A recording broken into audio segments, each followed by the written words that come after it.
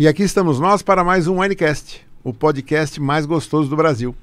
Porque toda conversa acompanhada de um bom vinho é sempre muito mais gostosa e flui.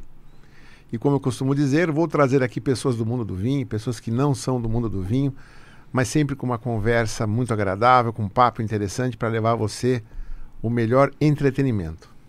E hoje eu tenho aqui comigo uma pessoa do mundo do vinho, Ricardo Castilho. Ricardo, um prazer ter você com a gente aqui hoje. Prazer é todo meu, é sempre bom falar de vinho em boa companhia e ó, com uma mesa bem gostosa aqui ainda. E para variar, o Vini. Vini, mais uma vez bem-vindo e um prazer ter você com a gente aqui hoje. Marcelo, o prazer é todo meu, bem-vindo Castilho, né, uma das grandes personalidades do mundo do vinho aqui no Brasil, então, expectativa de um programa maravilhoso hoje. E é isso aí, eu estou super curioso para provar esses vinhos maravilhosos, conversar aqui com o meu querido Ricardo. Então, vamos logo, roda a vinheta.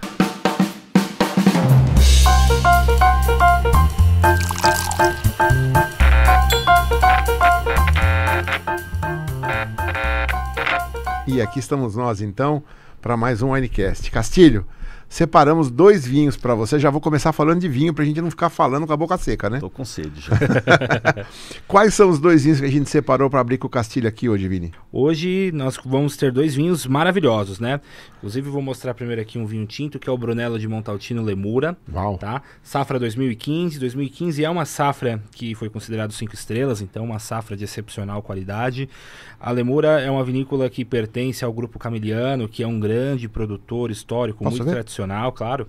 Então, é um Brunello de muita qualidade aí, e a altura do nosso convidado, que é um convidado que conhece muito, então vai ser um prazer poder... Mas esse aqui é o segundo que a gente vai tomar, né, Vini? Exato, vamos começar com um branco, né? Mas você vai botar ele para dar uma errada aí? Vamos sim. Então já vou abri-lo aqui para...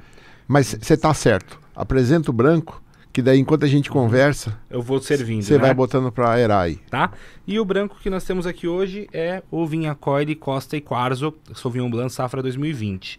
A Vinhacoide pertence ao grupo Undurraga, que é um grupo famoso e muito respeitado, tá? Esse é um vinho branco elaborado na região do Vale do Colchagua, um vinho super mineral, muito aromático, refrescante. Foi um dos grandes destaques do Guia Descorchados esse ano, com 93 pontos. Então a expectativa aí de um vinho maravilhoso.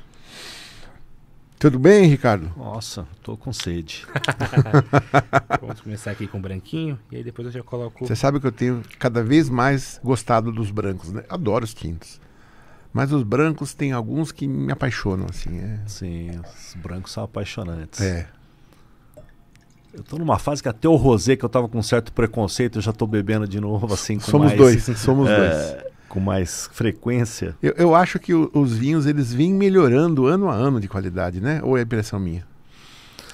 Acho que hoje a gente tem tanta tecnologia na cantina e tanta informação para plantio, né, no vinhedo, que fica difícil fazer vinho ruim, né? Acho que a menos assim, se a natureza naquele ano for muito cruel mesmo com o vinhedo, com a safra, eu acho que a tendência é que a gente cada vez mais tome vinhos de excelência, porque tem todas as condições. Você sabe como mexer o solo, a hora de colher a uva, exatamente. Tem tudo no computador hoje, né? Tudo meteorologia, falando se vai esfriar, vai chover, vai fazer sol, tira a folha, põe folha. Então, sabe, eu acho que com o conhecimento adquirido, acho muito difícil que alguém faça vinho ruim. Só faz se quiser. Ou se não tiver muito antenado, né? Com as informações corretas. Sim. E fora isso, né, Ricardo, eu vejo hoje cada vez mais os produtores melhor preparados para vinificar essas uvas de excelente qualidade que chegam na vinícola, né? Então, não à toa você pega, por exemplo, a safra das safras no Brasil aqui em 2020, que foi uma safra espetacular, e você tinha também os produtores ali prontos para poder vinificar aquelas uvas e fazer grandes vinhos, né, naquele ano. Acho que aquele conceito, você quer fazer um grande vinho, se a safra não tá boa, você não vai fazer o vinho aquele ano, você vai fazer outra coisa, vai fazer um vinho mais simples, né? Então esse respeito é que eu noto cada vez mais, e aqui no Brasil isso ganha força. Então você pega as grandes empresas, quando o vinho não atingiu aquela qualidade, não lança, aquele ano não vai ter, como já acontece no resto do mundo, né? Acho isso fundamental. Posso aqui provar o branquinho. Vamos lá, né? saúde. Saúde. Tava aqui esperando.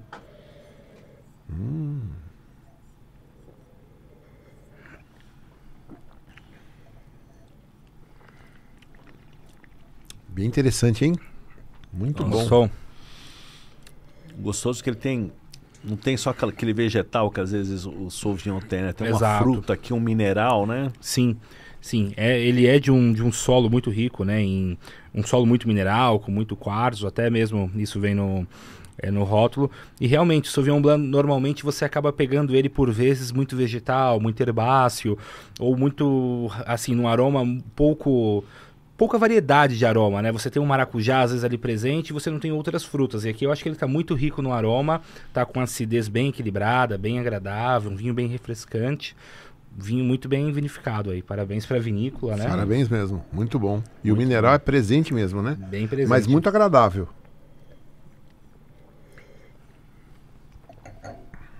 Belo vinho. Com uma certa até untuosidade aí, gostei. Sim, verdade. Glicerol.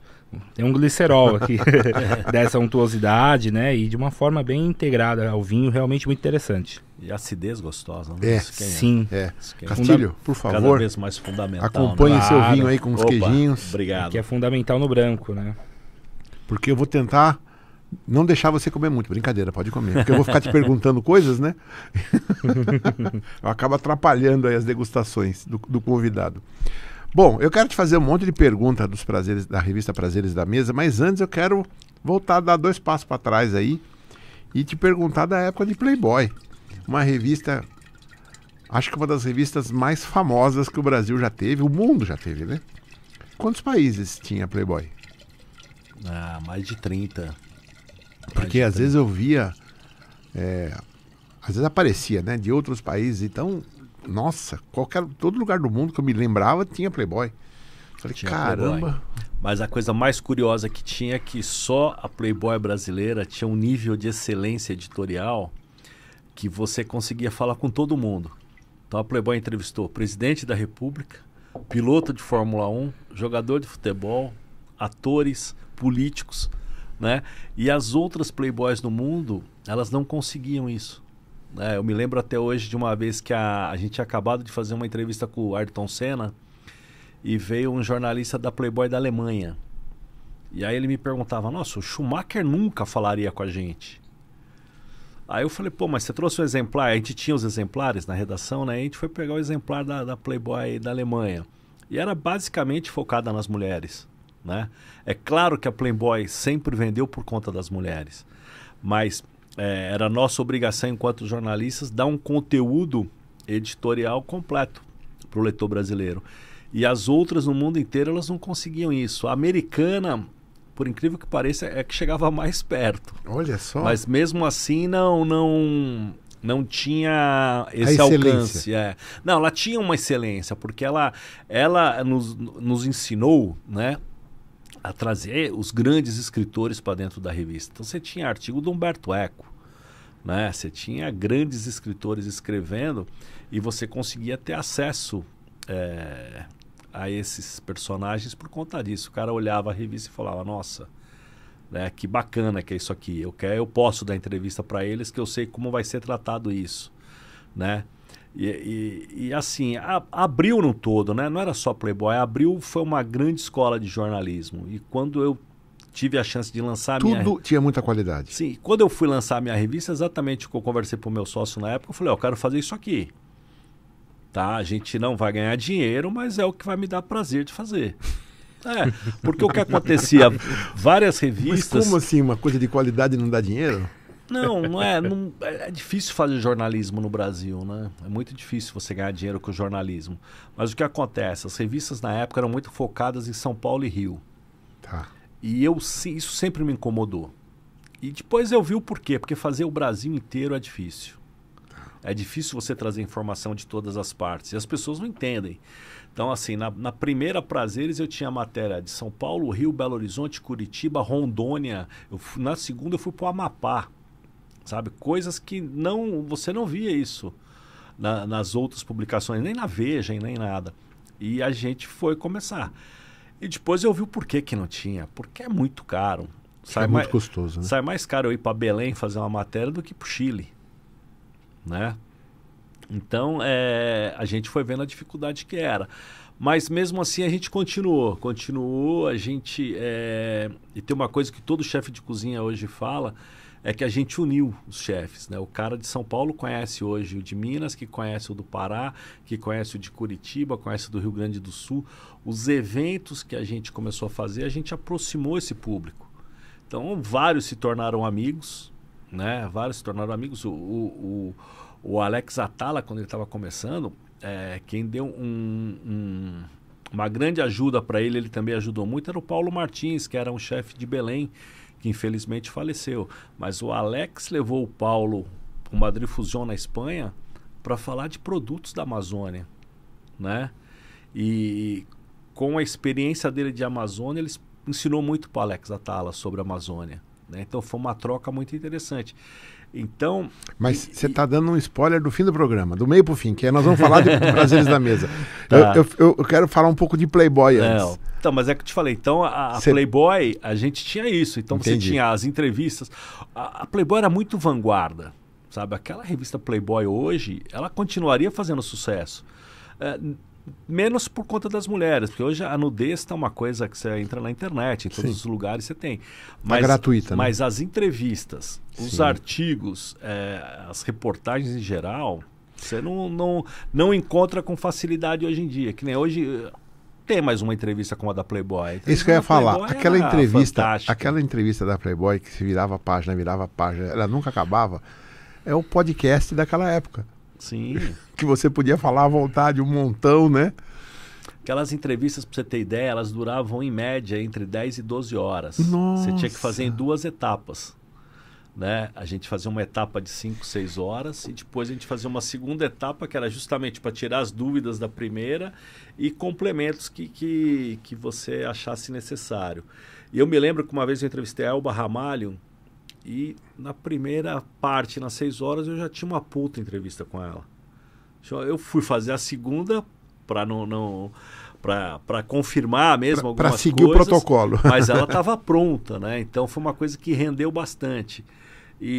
Mas era incrível. A gente fazia ranking de faculdade. A gente elegia as melhores faculdades do Brasil. Verdade. Fazia ranking de várias coisas, aliás. Não, mas hoje isso não existe. Você quer fazer medicina hoje? Qual que você sabe qual é a melhor?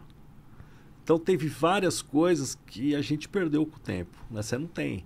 Então ali, por isso que eu te falo que era a vanguarda, né? Ela já te ditava o ritmo. Tinha matéria de moda masculina, tá? Hoje, aonde você lê algo de moda masculina? Não tem. Não tem. Sabe? Às vezes, será que as pessoas não querem? Você não fica em dúvida às vezes? Eu vou jantar num restaurante hoje. Pô, eu vou de polo, vou de camisa, tem alguma... não tem mais onde você se informar disso, né? Você tem que usar o seu bom senso e vamos ser felizes, né? Mas ali não, ali te dava algumas dicas. Eu lembro sempre do Fernando de Barros, que era o grande papa da moda. E ele falava... Pode puxar para você, pode puxar. Ele falava assim, eu perguntava para ele, quando usar terno, né? Sei se eu vou de terno naquela... Ele falava o seguinte, se tiver dúvida, vai sempre de terno. Se tiver todo mundo de terno e você não... você vai se sentir mal. Se ninguém tiver de terno e você tiver de terno, beleza, o jogo segue. Você vai estar bem vestido, né? Então são dicas que eu tentava passar para a molecada. Às vezes um repórter pergunta, pô, tem uma entrevista com fulano na embaixada dos Estados Unidos, como eu vou? Vai de terno, né? Na dúvida. E hoje eu vejo que as pessoas... Onde tem essa informação hoje de moda masculina? Não tem, né? O cara fala, pô, mas o homem não liga pra isso. Não, o homem liga. O homem precisa de um toquezinho, sabe? Sim. E lá tinha isso. Tinha moda, tinha vinho, tinha gastronomia. Os rankings de restaurantes, quem fez primeiro foi a Playboy. É claro que não é como é hoje, que é o melhor italiano, o melhor espanhol. Não, a gente fazia as melhores cozinhas e depois fazia aquilo. O melhor restaurante para paquerar. O melhor restaurante para ver e ser visto. O melhor restaurante para fazer negócio. Então o que é para fazer? Na hora que você está fazendo um negócio, você tem que ter ali uma certa descrição, né? Que você vai estar falando de coisas, e se o garçom fica em cima, te atrapalha, né? As mesas muito próximas atrapalham. Então, sabe, eram sacadas que eu acho geniais para a época. Por isso que eu falo, hoje, essa revista, eu tenho certeza que faria sucesso. Olha só. Muito bem colocado aí. O Fernando Henrique dava entrevista para mim. Sim, eu me lembro. Para você, ok. Eu tinha um chefe que ele me disse, logo que eu entrei na Playboy, uma vez eu fui fazer uma matéria na USP, e quando eu voltei, ele perguntou como foi, com quem eu tinha falado. Eu falei, falei com o Dalari, falei com o Fernando Henrique Cardoso, falei com não sei quem. Aí ele falou, você tem que ser o melhor amigo desses caras, jornalisticamente. Porque esses caras sempre vão estar ocupando algum cargo no Brasil no futuro. Ele falava, USP, Unicamp, PUC do Rio de Janeiro, fique por dentro desses caras. Eu, durante muito tempo, eu tinha muita amizade com esse pessoal. Até que quando o Fernando Henrique virou presidente, eu tinha feito uma pauta das faculdades e falei pro meu chefe, eu tô pedindo um depoimento pro Fernando Henrique. Ele falou, imagina que o presidente vai falar com você. Chega no dia seguinte, chega um fax, na época era fax, da presidência da República com a assinatura do Fernando Henrique. Então, por quê? Porque ele você tem ideia, uma vez eu encontrei com ele no Mato Grosso, num lançamento de uma carne, como que era? Uma carne pantaneira, que era uma coisa do mais ecológica. Naquela época já estava se falando nisso. Eu encontro com ele, ele falou, mas até aqui você vem atrás de mim, né? Que eu falava com ele de outras coisas. Então, era uma revista muito legal por isso, sabe? Tinha várias sacadas, várias coisas bacanas, assim. Legal. Mas e a parte das mulheres? Como era? Isso era muito separado, né? Os ensaios eram separados, não eram feitos perto da redação. Sempre tinha uma locação, né? Certo. Mas você acabava entrevistando as meninas depois? Sim, entrevistar, sim. A gente tinha que entrevistar, tinha... Pergunte pra Coelhinha, tinham várias coisas que eu já fiz na vida ali. Conta pra nós algumas coisas interessantes aí, que você se lembra, assim. Eu lembro, assim, até isso me gerou vários problemas, porque eu entrevistei a Carla Pérez, né? E a hora que a revista chegou em casa, minha esposa, ela falou, pô, mas você perguntou isso aqui pra ela, né? Eu falei, eu pergunto, se ela responde, né? O que era a pergunta? Eu tinha perguntado qual o lugar mais inusitado que ela tinha feito amor. E ela de bate pronto, foi a semana passada em cima do cavalo. Pronto, né? Aí você já começa a querer saber como foi, como não foi. Se vai respondendo, cara, da entrevista é um problema, porque se você vai respondendo, vai saindo, né? Teve uma com a Elba Ramalho também que foi muito interessante, que ela falou que viu o disco voador. E eu falei, mas disco voador? E ela foi mantendo, cara. Não, porque tinha uma luzinha, eu tava vindo do aeroporto, e quando eu passei em tal lugar, a luzinha me acompanhando. Aí eu falei, putz, na segunda parte da entrevista eu vou ter que confirmar com ela. Pô, Elba, você viu o disco voador mesmo? E ela confirmou tudo com a mesma história que ela tinha contado na primeira parte, coerente. Falei, pô, ela viu alguma coisa que ela achou que era disco voador, né? Mas, enfim, tinha várias coisas. Nós tivemos algumas Playboys que ficaram muito famosas, né? Eu me lembro uma da Luciana Vendramini. Sim. Você deve ter histórias dessa daí, né? Eu tenho, porque foi logo que eu entrei também. A Luciana, ela fez as fotos perto de completar os 18 anos. E depois a gente foi fazer uma campanha de divulgação com ela pelo interior de São Paulo. E eu não tinha ideia do fenômeno que a menina já era. Então todas as cidades que você chegava, São Carlos, Piracicaba, a cidade parava. Tinha centenas de pessoas que a gente levava para dar entrevista nas rádios, na TV, e a porta da rádio era lotada de gente. E aí um dia eu estava, acho que em São Carlos, e eu entro no meu quarto assim, eu vejo a cortina com 2 pés. Nossa. Eu falei, meu, que é isso, né? Eu falei pro cara, melhor você sair de trás da cortina. Aí sai um garoto tremendo. Ele falou, mas esse não é o quarto da Luciana? Eu falei, ainda bem que não é, né? Aí eu falei, como que você entrou aqui? Eu dei uma caixinha pro porteiro. Eu falei, pô, mas que coisa absurda, né? Eu liguei na portaria e falei pro cara, meu... Como aí pode não foi assim, não sabemos, vamos averiguar, aquela coisa toda. Só que aí eu fiquei muito preocupado. Aí eu tinha dito numa entrevista que a gente iria sair da cidade às 10 da manhã. E aí eu liguei para a rádio e falei, não, a gente vai ficar aqui pro café da manhã, vamos sair só depois do almoço. E saí às 6 da manhã. 6 da manhã eu já estava na estrada, porque eu falei, não, é perigoso, né? Pode ser uma coisa... Você nunca sabe o que vai enfrentar, né? Pessoal maluco, né? Mas ela era uma menina muito, muito bacana, assim, muito nova, né? pra época, mas foi um trabalho legal. Acho que foi uma das que mais vendeu. Foi uma das que mais vendeu. Depois ela entrou na lista das mais pedidas para ter um repeteco durante anos. Mas teve muita gente bacana e bonita que saiu, né? Era Fala uma mulher bonita que você se lembra. Maite Proença. Maite Proença era bem bacana, bem bonita, inteligente. Foi uma pessoa bem agradável, assim. Ao contrário, às vezes ela passa uma imagem mais antipática, né? Mas com a gente foi muito legal. E tem uma história ótima, assim, porque a Playboy ficava no 10º andar ali na Berrini, né? Então, quando saía aquele bochicho que tinha alguma menina lá, o andar ficava efervescente. As pessoas iam descendo dos outros andares e passando ali. Aí um dia, pra você ter ideia, a gente teve que chamar o segurança para tirar as pessoas. Geraldo Flauzino Gomes. Era ali? Ali. E aí um dia a gente teve que chamar o segurança. Adivinhem por quem? Por quem? Roberta Close. Nossa! Cara, a gente nunca viu tanta gente naquele andar como aquele dia. Foi uma coisa de louco. E chegou uma hora, virou um problema de segurança mesmo. A gente achou que podia acontecer alguma coisa, porque tinha muita gente. E a gente teve que ligar pro segurança da Abril para ir lá e tirar as pessoas, porque foi um tumulto. E ela era bonita? Era bonita. É muito interessante a Roberta Close, né? Você olha, você fala, isso não é possível que seja um homem, né?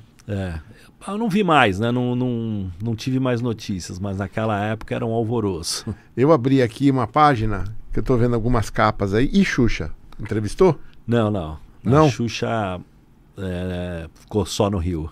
Tá. Luísa Brunet? Luísa Brunet é pessoa bonita também, bacana. A gente fez várias entrevistas com ela.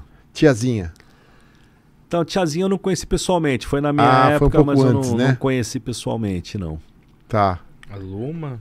Luma de Oliveira, bem lembrado. Sim, a Luma. A Luma eu entrevistei para uma edição especial de carnaval, inclusive, que a Luma era muito destaque das baterias, né? Uhum. Então eu falei com ela num dos carnavais. Deixa eu ver quem mais eu tô vendo aqui. Muita Luísa Brunet. Tem uma que eu tô querendo lembrar, mas não me vem o nome dela. Bom, você não chegou a pegar a época das paniquetes, né? Ou chegou? Não. Aí quando teve paniquete, como é que tava a Playboy nessa época? Porque teve uma época que andou junto, né? Sim. Mas acho que já era o fim da Playboy, né? Próximo do fim, né? Eu saí eu saí em 99 da Playboy, ali perto do ano 2000. Mas ela durou ainda um período ali com um bom sucesso depois disso. Depois é que, como eu disse, as mulheres hoje, você depender de vender a mulher nua, né? Tá muito fácil na internet hoje isso, né? Tem muito acesso. Lembrei quem que era. Era aquela que foi namorada do Ayrton Senna, como ela se chama? Adriana Galisteu. Você pegou essa época? Sim. Também acho que foi uma que foi bastante sucesso, né? Foi bastante sucesso. Teve Magda Kotroff, que eu tô vendo aqui, que também era bonita, né? Sim. Acho que Marisa Hort deve ter sido também, né? Época dela, bem... E tinha aquelas personalidades, né? Que eram instantâneas, tipo a fogueteira que soltou o foguete lá no jogo das eliminatórias. É verdade. Né? Virou capa, né? Era incrível. A menina que era caminhoneira, né? Também ela era boia fria. Não, ela era boia fria, foi capa e depois ela virou corredora de Fórmula Truck. Olha só, não sabia. Eu não lembro o nome dela. Tô vendo aqui Nani Venâncio também, que eu achava uma moça muito bonita também. Não sei se chegou a entrevistar. Teve alguma entrevista que você... Aconteceu alguma coisa pitoresca aí que você poderia contar ou não? Porque eu imagino que deve acontecer. Tipo, você falou da Carla Pérez aí, né? Cara, tinham várias coisas. A hora que você está entrevistando alguém que jura que viu o disco voador, você já tem um impacto, né? Mas uma vez eu entrevistei o Ulisses Guimarães, cara. Legal. Eu estava em Brasília e eu nunca tinha ido no Piantella. E falei, eu tenho que ir no Piantella, né? Porque era o lugar dos políticos. Eu falei, eu quero ir lá. Eu tava lá no Piantella e aí eu vejo o Ulisses passando e meio o pessoal colocando numa mesa bem do canto. E eu falei pro garçom, preciso falar com ele. Não, o seu Ulisses não gosta de ser incomodado, ele vai ali tomar o uísque dele. Eu falei, sobre isso mesmo, ele não tá tomando poar? Não, o seu Ulisses só toma uísque. Eu falei, não, fala pra ele que é 2 minutos, que eu sou amigo do Fernando Henrique. Eu já virei amigo do Fernando Henrique naquele momento, né?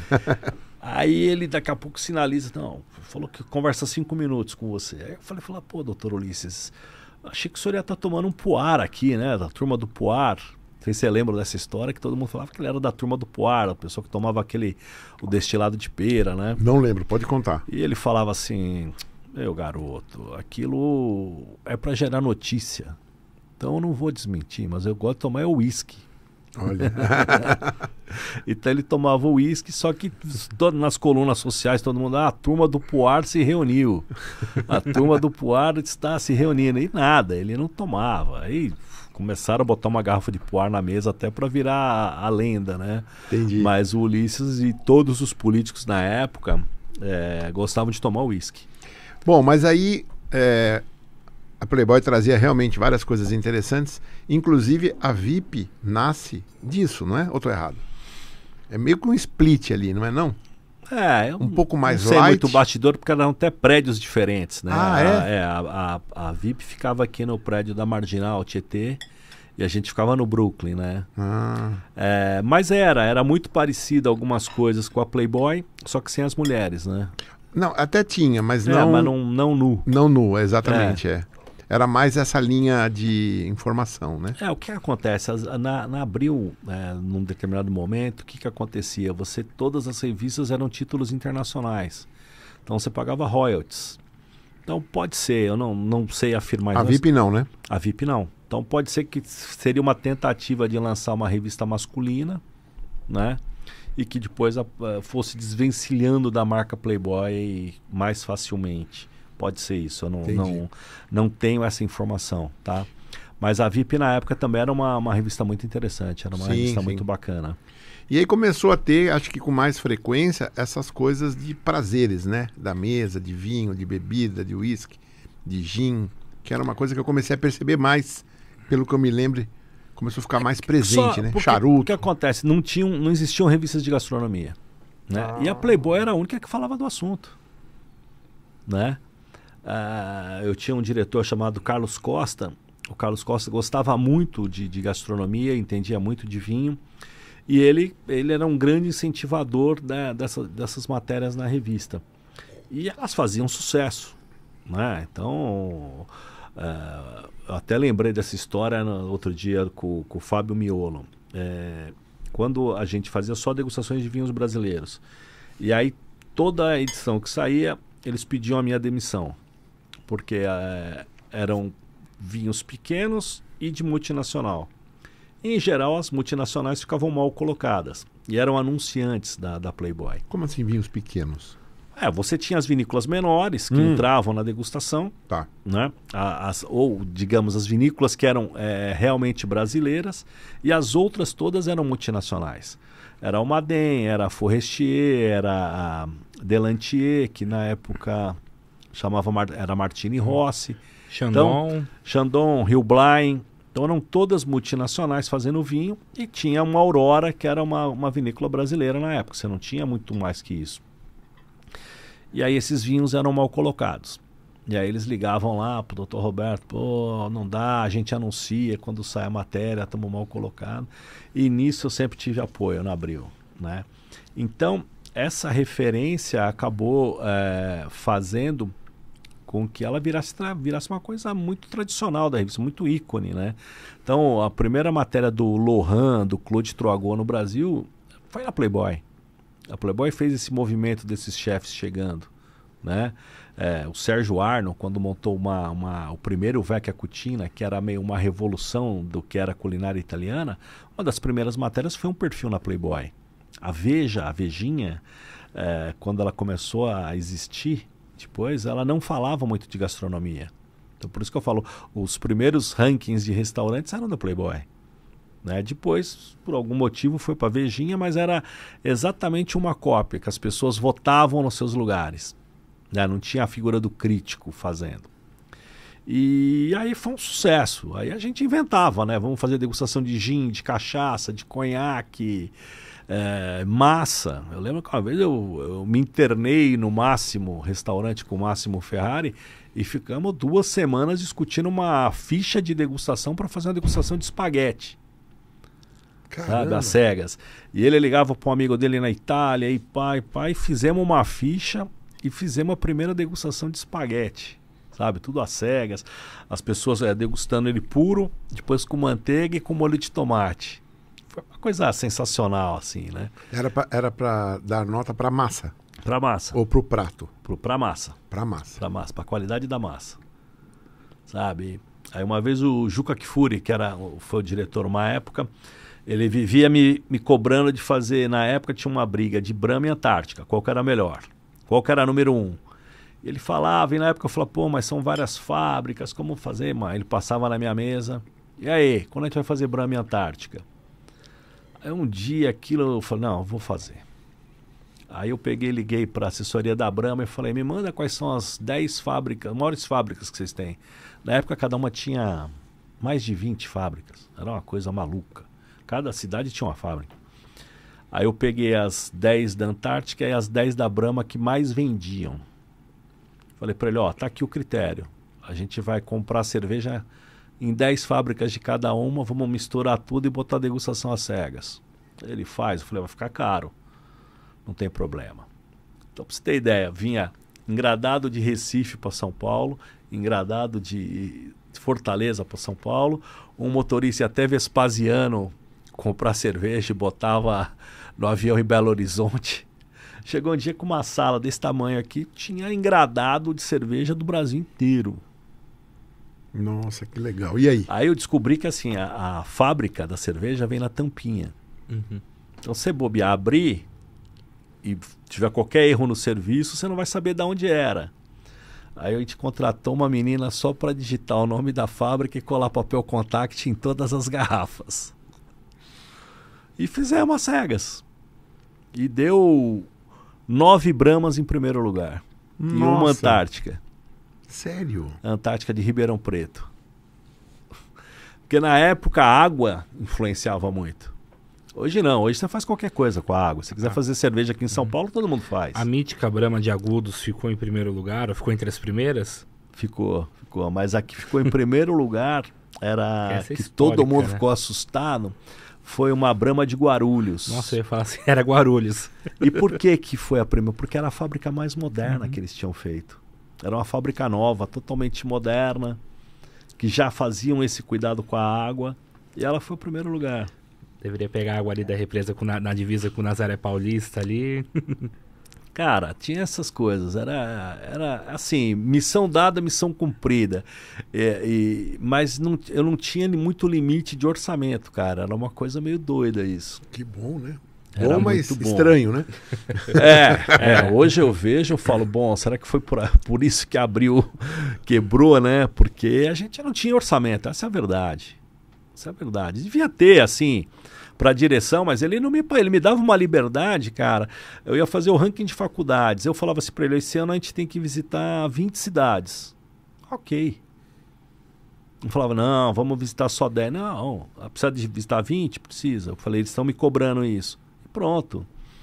Para cada degustação de vinho, eu comprava 4 garrafas.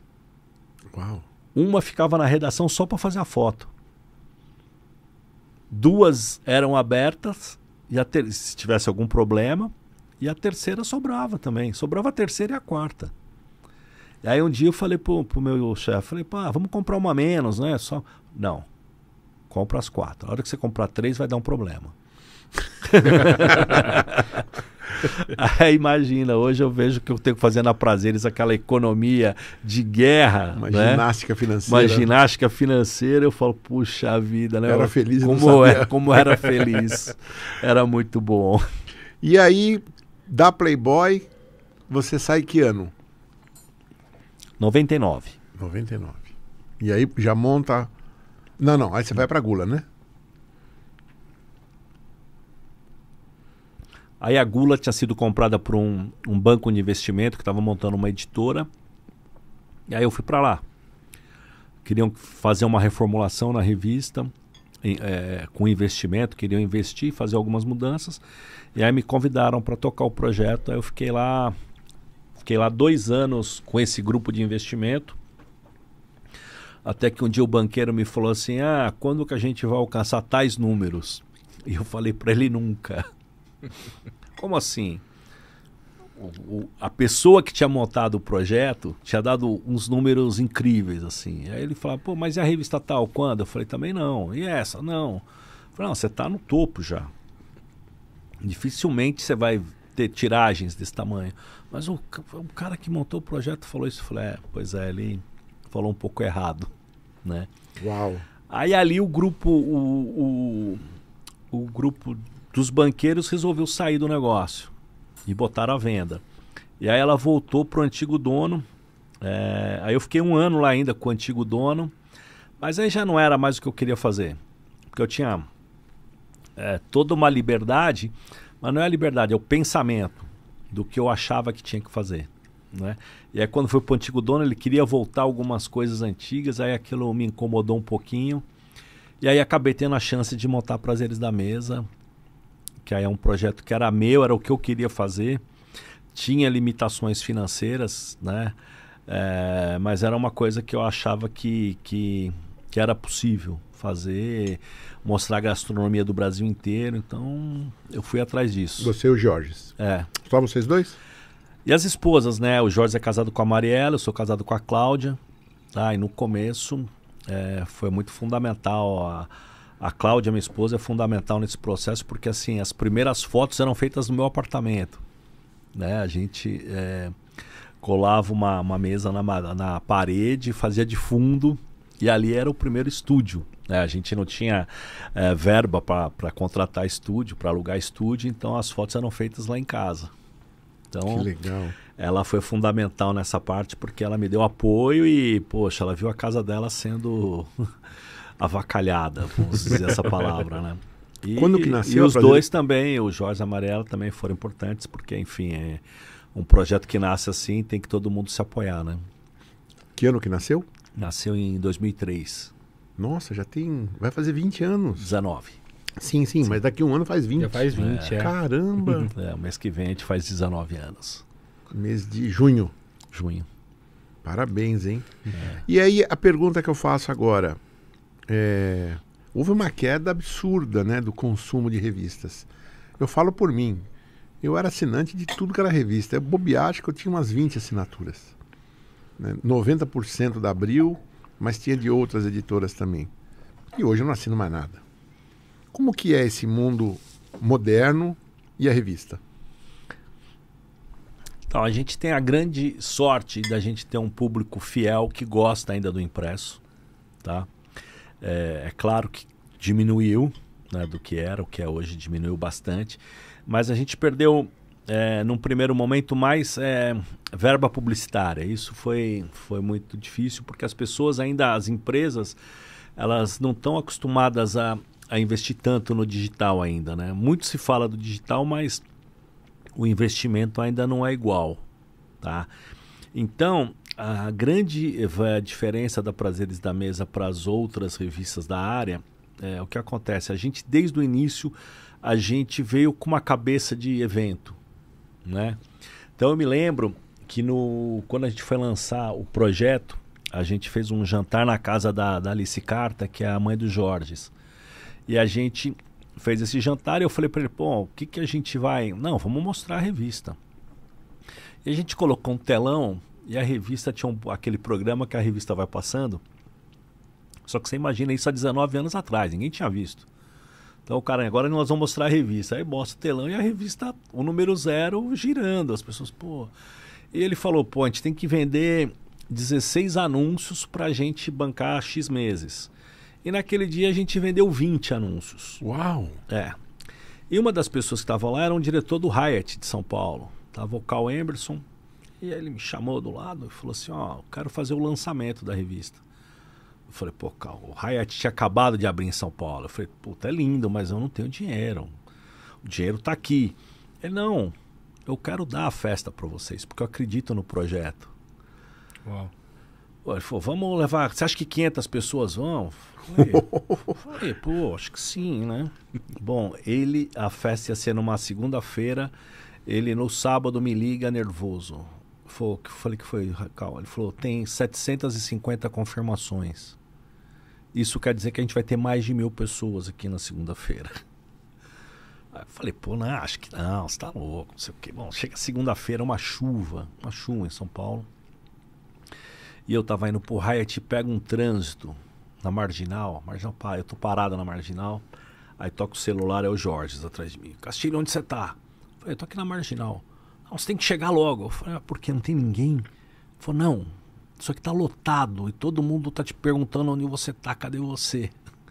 E eu cheguei lá e tinham umas 1.000 pessoas. Caramba! Ainda bem que choveu. Eu falei, o que acontece, né?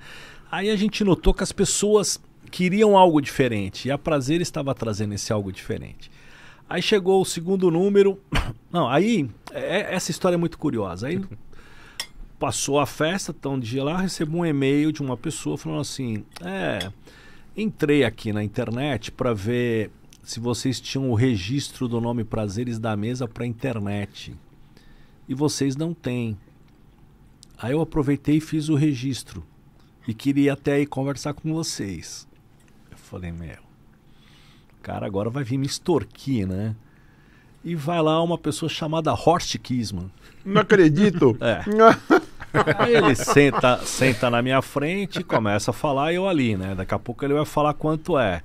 Então, porque eu mexo com site de internet, queria fazer o site de vocês. Falei, pô, que bacana, não sei o quê, quanto sairia? Não, vou desenhar a plataforma, pá. Então, eu registrei o nome, né, Prazeres da Mesa, que vocês não tinham registrado. Aí eu falei, bom, agora eu vou perguntar. Eu falei, e quanto é isso, né? Aí ele, R$15. Eu falei, como? O valor do registro. Aí me deu um recibinho dos R$15 que era o valor do registro. Eu falei, não, o mundo ainda tem pessoas boas, né? Aí ele não só fez o site, como depois foi trabalhar na Prazeres, né? Foi editor de vinhos durante muito tempo e viramos amigo, né? Mas você vê como algumas sinergias, né? Elas... E aí a gente fez logo depois do segundo número, a gente fez uma festa por algum motivo, e o terceiro número foi o lançamento do site, e o quarto ou quinto número a gente fez o lançamento do espumante Moon da Argentina. Aí foi uma coisa grandiosa. Fizemos uma festa para 800 pessoas no Leopoldo. Mas aí, esses lançamentos eram bancados por quem? Então, o primeiro foi pelo Hyatt, certo. O segundo foi na loja da Suxar. Foi o João Batista, na época que era o dono da Suxar, bancou. Eu falei, a gente fazia parceria de comida com alguém, com vinho, não sei o quê. Ele cedeu espaço. O terceiro foi no prédio de uma amiga nossa que chama Naura. Fizemos no salão de festa do prédio dela. E aí do Leopoldo eles tinham que lançar esse espumante no Brasil, né? Tinham que fazer barulho, porque o espumante brasileiro é muito bom e havia um argentino e tinha que fazer barulho. E aí eles falaram, vocês fazem esse tipo de coisa? A gente fez um bem bolado com o Leopoldo, conversamos, vamos fazer, e fizemos uma baita festa para 800 pessoas para lançamento do espumante Moon, né? E a quarta edição do Prazeres. E aí, só que aí depois eles bobearam, que a gente fez o lançamento, aí as pessoas iam comprar, não tinham espumante, uma coisa... Né, de engraçada, mas a gente fez, aí fomos fazendo, cara. Uma vez a gente fez o lançamento de carne suína da Seara, fizemos várias coisas, né? E aí a gente foi vendo, esse negócio de evento é uma coisa que dá certo. Aí nasceu o Mesa ao Vivo, né? Que a gente brinca que é a revista feita na presença dos anunciantes, do público, em São Paulo. Depois nasceu os Pockets pelo Brasil. A gente já fizemos em Explica pra gente 10 melhor capitais. O que é o Mesa ao Vivo. Então, o Mesa ao Vivo é um evento de aulas e degustações, né? Aulas de culinária das mais diversas. Pode ir lá aprender a fazer pão, aprender a fazer uma massa, aprender a fazer o que você quiser. Aulas de vinho com degustação, de azeite, de queijo, enfim, mais variedade de produtos que você possa imaginar estão lá, né? Com chefes do Brasil inteiro. Aí tem um congresso que discute uma coisa mais técnica sobre a gastronomia, sobre sustentabilidade, enfim. E é isso, aí tem a versão muito grande que é aqui em São Paulo e versões menores nas outras capitais. Que, por exemplo, eu fui em algumas, acho, ali no Memorial da América Latina. Sim, aquele é o de São Paulo, que é o maior, né? E aí depois começou a aparecer em outras cidades. Aí a gente fez Passo Fundo, no Rio Grande do Sul, já fizemos em Bento Gonçalves. Vocês fizeram na Miolo, não fizeram? Na campanha? Fizemos um que a gente chama Brasa na Mesa. Brasa na Mesa, na campanha. Fizemos no meio dos vinhedos lá da Miolo, foi sensacional. Em Candiota? Em Candiota e em Santana do Livramento. Né? Então, cara, a gente se especializou em gastronomia. Tá? Então, tudo que você pensar na área de gastronomia e de vinho e falar com a gente vai fazer alguma coisa. Eu sempre falo para a pessoa, você tem que me falar o que você imagina. E depois, quanto você tem de verba. Porque a gente sempre fala, a gente pode abrir um vinho reservado e podemos abrir um Chateau Petrus. Depende muito do que você quer e do que você tem. E aí a gente, cara, fez várias coisas, sabe? E a gente, por conta dessa parceria com os restaurantes, né? A gente procura ser muito parceiro deles. Então, a gente pede coisas para eles, para nos ajudarem. E quando eles pedem alguma coisa para nós, a gente tenta ajudar também. Então tem muito essa parceria, mas sempre a gente deixa claro que tem uma isenção editorial, até porque a gente faz um prêmio dos melhores do ano, né? Então eles sabem que essa isenção que a gente tem é algo inegociável. Qual foi o ápice de tiragem da Prazeres? Quando a gente estava nos bons momentos, a gente chegou a tirar 50 mil exemplares. Uau. Que é um número muito bom para o Brasil. Sim, para um segmento, né? Para um nicho, né? Sim. E hoje? Hoje está com entre 25 e 28. Ainda tem um número bom. Sim. Porque é Brasil, né? A hora que você distribui isso para o Brasil inteiro... Desaparece, né? A gente pensa Como que é é que tá muito, banca... porque uma época, eu não sei quantas bancas tem em São Paulo hoje. Era isso que eu ia perguntar. Como é que nós estamos de banca de jornal hoje? Uma época tinha 7 mil. Eu imagino que tem a metade hoje. Tá. Mas tem bancas aqui em São Paulo que ainda são centros de convivência, até eu diria, né? A Paulista tem muitas, né? Sim, e mesmo perto da minha casa, eu moro em Perdizes, tem uma banca ali na Praça dos Irmãos Karma que é lotada, tem todos os títulos que você possa imaginar. Aquela ali da Avenida Europa, também com a Groenlândia, é outro ponto que permanece, né? Enfim, eu acredito ainda no impresso. Sabe? É claro que não vai ter a força que já teve, mas eu sempre dou esse exemplo. A Londres acabou de abrir uma loja só de revista. Como é isso? É uma loja que só vende revista, né? E na Itália... Não é uma livraria? Não, só revista. É uma revistaria? Revistaria. E na Itália, ano passado, lançaram, se eu não estiver enganado, 14 novas revistas. Uau! Então, você tem... É claro que a gente também sempre investiu no digital, né? A Prazeres da Mesa, eu lembro que a Veja foi para o iPad na sexta, para os tablets, e a gente foi no sábado, né? Tem uma coisa que eu falei, mas nós vamos investir nisso, e o Jorge falou, não, vamos investir porque esse é o futuro, né? Então, no dia seguinte, a gente já estava no tablet, né? E agora, para o digital, também é a mesma coisa. E as nossas redes sociais, assim, tem um diferencial, a gente faz jornalismo nelas. É sempre informação. Ou é informação de restaurante, ou é de vinho, ou é de um evento, né? Não é a postagem pela postagem. A gente sempre procura, claro, buscar uma foto bonita, um vídeo bacana, mas sempre vai trazer informação jornalística. Então, o que a gente faz hoje é uma plataforma 360 com jornalismo de gastronomia. Que legal. Se a pessoa quiser comprar hoje uma Prazeres da Mesa, em bancas de jornal acha, ou pode comprar online? Sim, bancas de jornal, online consegue fazer assinatura também. Quanto que está uma revista hoje? Agora você me pegou, na banca é 22 reais. Tá? E consegue comprar pelo aplicativo Zinio, né, que é um aplicativo que vende revistas do mundo inteiro. A digital está mais barata ou mesmo preço? Não, mais barata. Mais barata. Mais barata, sim. Que e você consegue fazer assinatura digital também.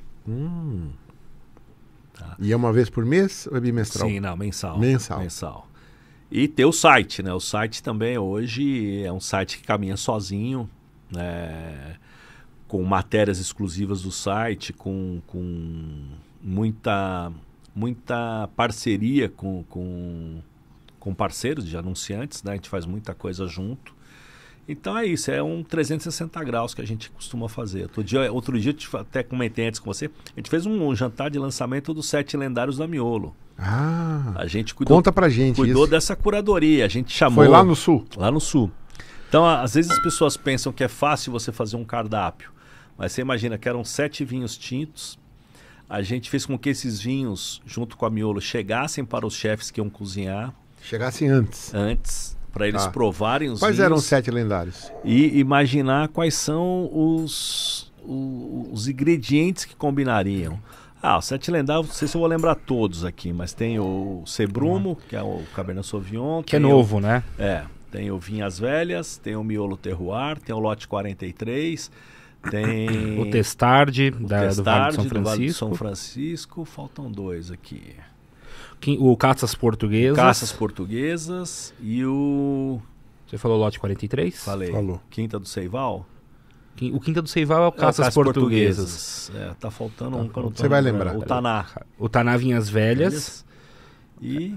Taná Vinhas Velhas, é o Cerrado Vale do São Francisco, Merlot Terroir, Lote 43, o Sebrumo, e tem um outro sem ser o Sebrumo, que também é um Cabernet, não é um Cabernet Franc? Cabernet Franc. Agora tô tentando me lembrar o nome. Tem o Sesmarias. E o Sesmarias, O Sesmarias que é o ícone. Sesmarias é o ícone. Pronto, tá aí o 7. E parece que cada um teve um embaixador ali. Sim, cada um tem um embaixador. E você ficou sendo? Eu sou do Miolo Terroir. Quem que ficou com o lote 43? Lote 43... Acho que foi o Carlos Cabral, se eu não me engano. Não, lote 43 foi o Marcelo Copelo. Foi o Copelo? Foi o Copelo. Eu sei que o Sesmarias foi o Choro e... O Dânio foi o Vinhas Velhas. Vinhas Velhas, tá. O Cabral foi o Caças Portuguesas, porque ele gosta muito de Portugal. Faz todo sentido. Inclusive, embaixador do vinho do Porto. Enfim. Então você vê que a gente atua agora. E vocês que montaram essa festa aí? A gente montou o jantar. Os convidados foram basicamente da Miolo, os embaixadores são os convidados da Miolo. Nessa parte a gente não se envolveu. E o chefe que vocês chamaram? A gente levou o Tuca Mesona aqui de São Paulo. Conta um pouquinho, quem é Tuca Mesona? Tuca é um chefe jovem, vibrante, que está fazendo uma gastronomia muito rica. Né? Ele tem algum restaurante? Tem o Charco e o Naya. Né? E o Tuca, o que me chama a atenção dele que ele mexe tanto com as proteínas animais muito bem, mas com os vegetais ele tem uma facilidade de transformar beterrabas, abóboras, couve-flor em pratos que encantam, que é incrível. É um garoto que vai dar muito o que falar aí nos próximos anos, fantástico. Aí levamos a Flavinha Quaresma, que é um ícone já da gastronomia brasileira, né? Uma carioca fantástica. Levamos a Clarice Schwartzman, que é uma gaúcha que mora aqui em São Paulo, agora me falou que está voltando lá para o sul. Que é uma assadora dessa nova geração, que não é aquele churrasco bruto, né?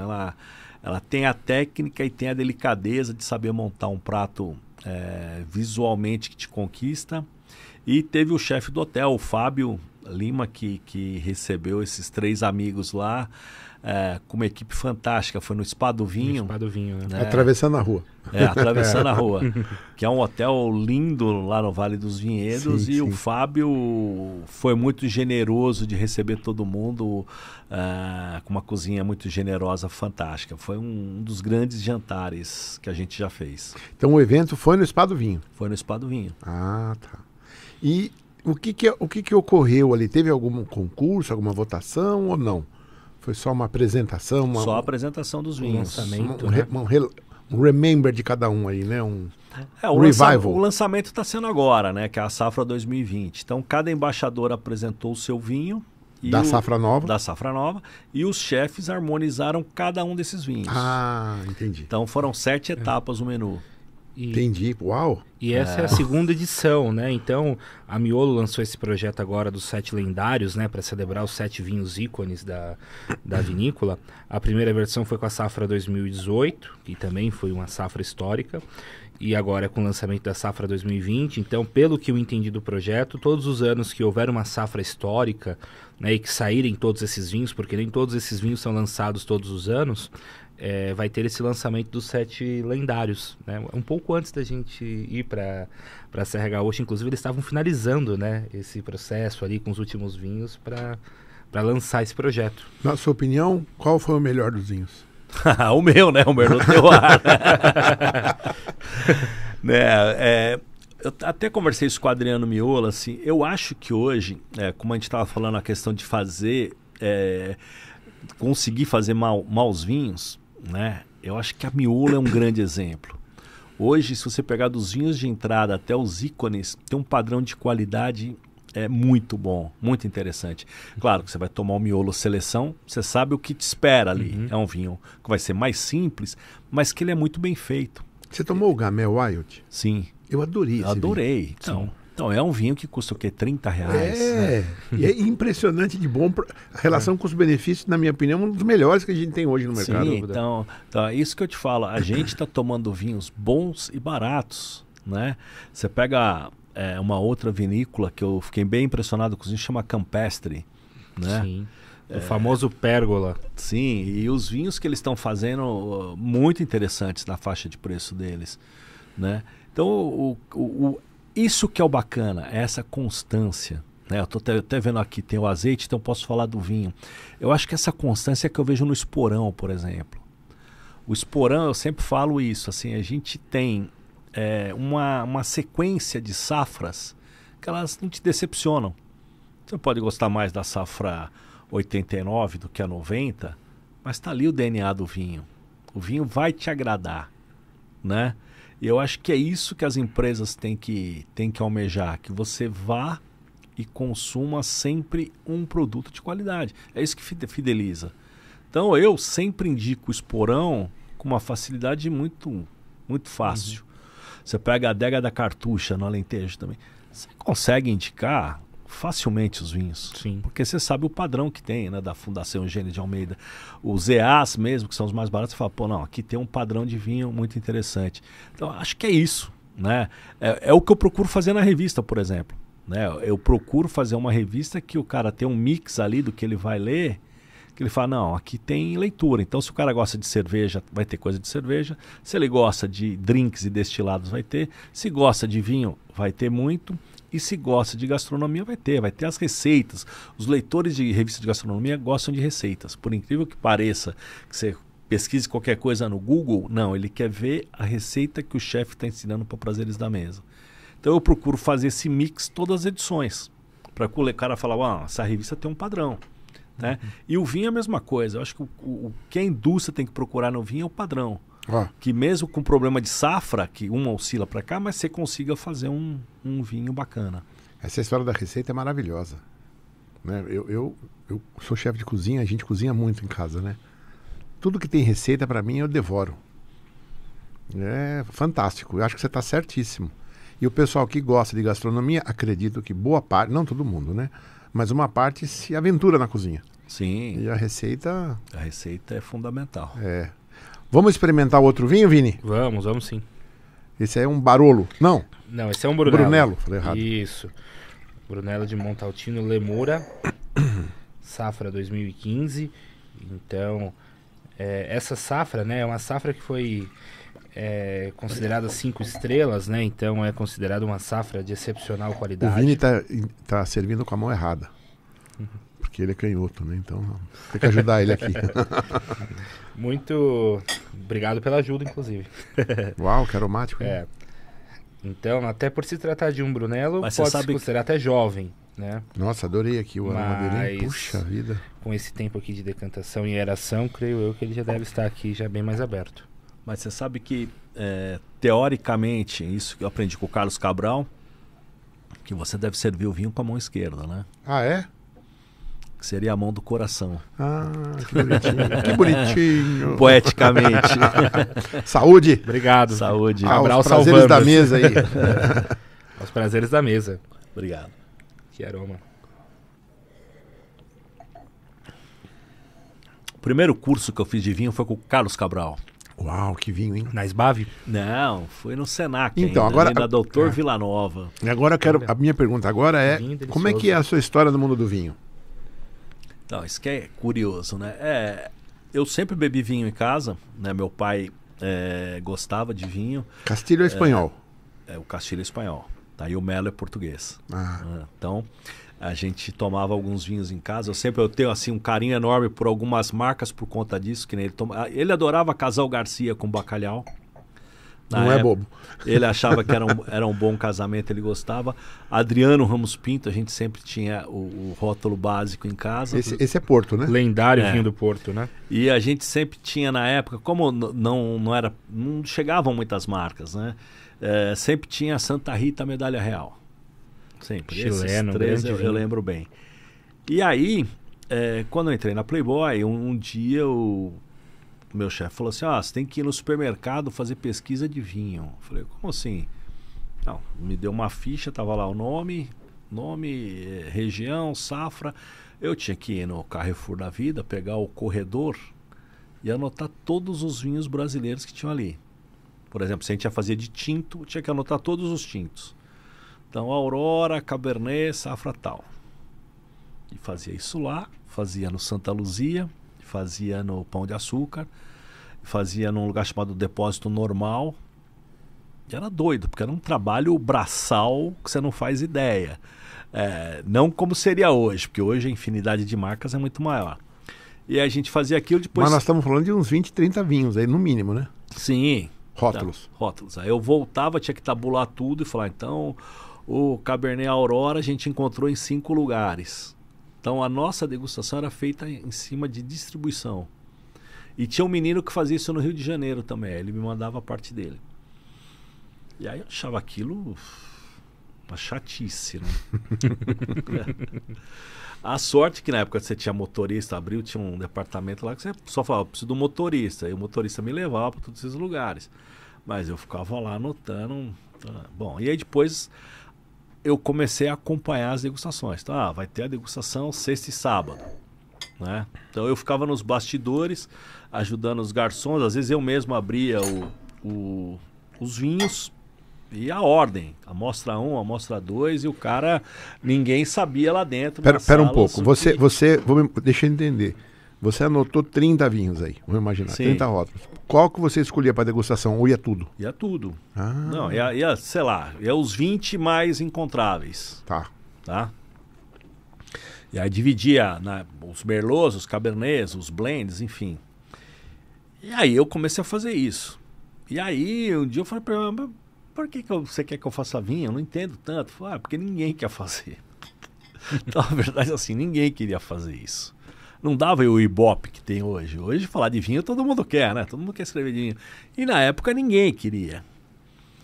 E aí, cara, eu comecei a me apaixonar por aquilo, né? Não de fazer a pesquisa, depois é claro que eu consegui repassar isso para alguém, né? Mas de fazer a prova, fazer a degustação, conversar com as pessoas. Então ali eu fui conhecendo todos os monstros do vinho, né? Conheci o Daniel Braga, o Cabral, o Jorge Luque, o Mário Teles, o Clóvis Siqueira, já falecido, o Saul Galvão, né? E o Saul era de uma generosidade incrível, assim. Ele só chamava de cavaleiro. Ele falava, cavaleiro. E a gente, cara, tinha um lado bom que era sempre no Clube Nacional, a maioria, antigo Clube Nacional ali no Pacaembu. E no sábado, depois da degustação, todo mundo ia confraternizar com a feijoada do lugar, né? E aí que eu aprendia mais, que aí eu conseguia sentar com eles e conversar, né? A gente ia conversando. E foi assim. Aí foi ali, eu comecei... O Saul Galvão foi um grande nome, né? Sim, o Saul Galvão é uma pessoa que deixou uma saudade imensa, porque não só pelo conhecimento, mas pela generosidade, sabe? Eu acho que era uma pessoa muito gentil com todo mundo, né? Então isso é uma pessoa que, enfim, eu tenho carinho e saudade por ele. E aí eu comecei a queria aprender mais. Aí eu fui fazer um curso com o Cabral, eram vinhos portugueses lá no Senac, era só vinho português. Aí eu fiz, aí depois eu comprei o Atlas do Hugh Johnson, Atlas Mundial do Vinho. Aí meio devorei o Atlas e tal. E aí fui estudando, cara. Na época não tinha internet, né? Não tinha toda essa facilidade. Eu fui devorando o livro e fui, claro, degustando com atenção. Porque todo mundo fala, não sei nada de vinho. Eu falei, não, degustar vinho é beber com atenção, né?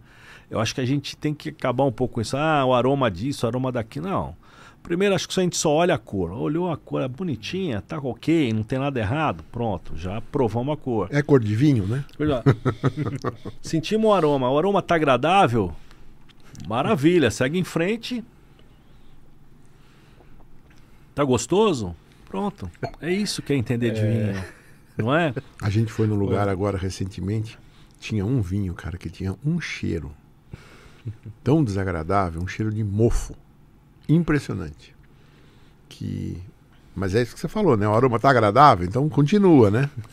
Aí depois você fala assim, não, pô, eu quero saber mais sobre isso. Aí pronto, você entra e vai estudar, e vai ver, e vai descobrir coisas. Mas o básico é isso. Tem que saber se o vinho é bom ou não, te agrada ou não. E é o que eu sempre falo, tem que degustar uvas diferentes e falar, pô, Carmenère eu não gosto, mas gosto de Merlot. Gosto de Merlot, mas também gosto de Cabernet, mas não gosto de Taná. E vai descobrindo o porquê, né? Já que você levantou essa bola, eu não posso deixar de chutar. Opa! O Winecast é um patrocínio da N-Wine. N-Wine hoje, uma das maiores plataformas online de vinhos do Brasil. Temos mais de 3.000 rótulos na vitrine, de mais de 43, 45 parceiros. Temos um clube onde o nosso associado não recebe um vinho que eu compro e mando para ele. Ele tem o privilégio de chegar nessa vitrine com milhares de rótulos e escolher o vinho que ele quer. E nós temos o Digital Sommelier. Digital Sommelier é uma inteligência artificial desenvolvida aí ao longo de mais de 3 anos de muito teste, pesquisa, avaliação, idas e vindas. Estamos na versão 3, que é a finalista, né, que está no ar funcionando desde que entrou no ar, que ele compreende o seu gosto pessoal para vinho. Como que ele compreende? Você só vai tomar o vinho e dar uma nota, de 0 a 5, de meio em meio. Que nota que você deu para esse vinho? Ah, esse vinho eu gostei muito, dei 4, 4,5. Ah, esse vinho eu não gostei, vou dar 1,5, 2. Ah, é mal menos, 2,5, 3. E assim você vai dando nota para vinho, que nem você falou. Que nota que você dá para esse vinho? Acabou. No final de uns... Aliás, no final não. Após uns 10 rótulos que você tomou e ele anotou, ele já conhece o seu perfil de gosto para vinho. A partir daí, ele começa a predizer que nota você vai dar para vinhos que você ainda nem tomou. Então você vai olhar para um vinho na vitrine da N-Wine e ele fala, uma vez que você esteja logado, né, com ele no perfil criado, ele vai falar, Castilho, você vai dar 1,5 para esse vinho. Você fala, nossa, não vou nem próximo. Ah, esse aqui você vai dar 3. Oh, melhorou. Deixa eu ver esse aqui. 4. Melhorou. 4,5. Puxa, vou comprar esse vinho.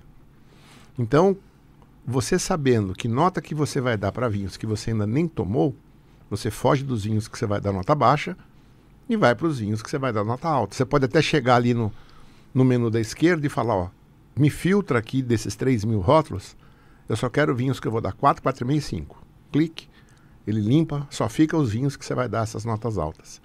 Aí você pode falar assim, ó, ordena para mim agora pelo meu enoperfil. Aí ele coloca nas primeiras posições o que você vai dar 5, depois os que você dá 4,5 e por fim os que você vai dar 4. Aí você brinca ali.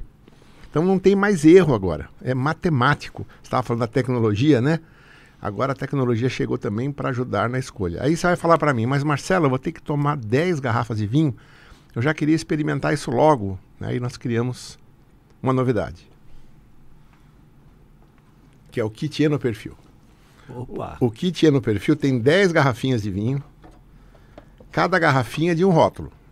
E aqui o objetivo não é você gostar, mas a gente faz isso com um range, com bastantes características diferentes, de modo que, acredito eu, você vai dar nota muito alta para algum e nota muito baixa para outro.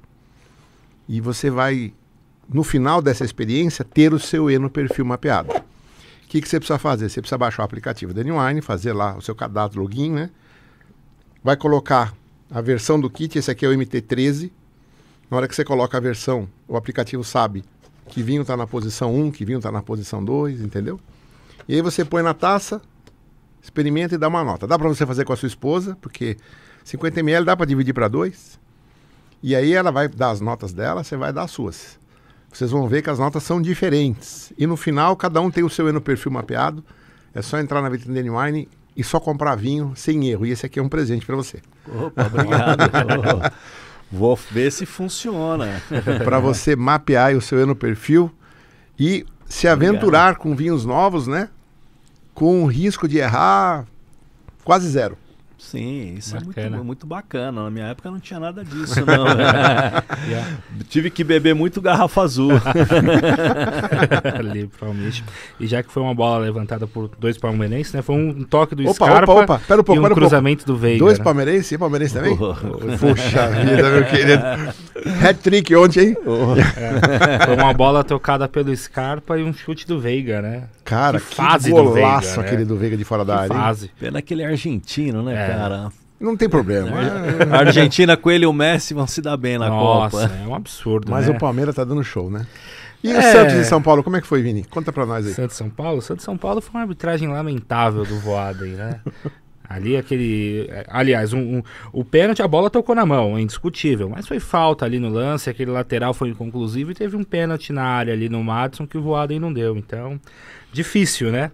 Um abraço aqui pros meus amigos santistas, Robertinho Iacobucci, Marco Vono, Jeff, meu querido o Jeff. Jorge é Santista. Ah, o Jorge é Santista. Você É, sabe bom que gosto. gente boa ou é palmeirense ou é santista. Nada Ó. contra os São Paulinos e os corintianos.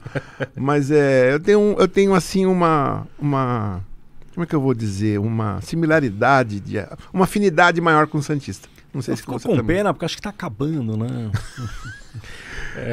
Eu sou um dos heróis... Ele é o mais novo da torcida do Santos. Eu sou heróis da resistência, né? Então, somos poucos, mas somos ali apaixonados e acompanhamos o time ali dentro do possível. Mas tá difícil falar do Santos ultimamente, viu? Tá muito difícil. Mas o Santos é um time que tem baixa repulsa. Como é que é o termo? Rejeição? Rejeição, né? O pessoal gosta do Santos. Quase igual a portuguesa, Mas assim, né? ó, pra você ficar... Inofensivo, né? Então, Pra você ficar menos triste, ontem o Ademir da Guia falou uma coisa genial, né? O Ademir da Guia falou o seguinte: estamos vendo a terceira academia. É verdade, é verdade. Né? E olha que tá bom o negócio, Não hein? é? O Abel ali, o maestro, hein? Sim.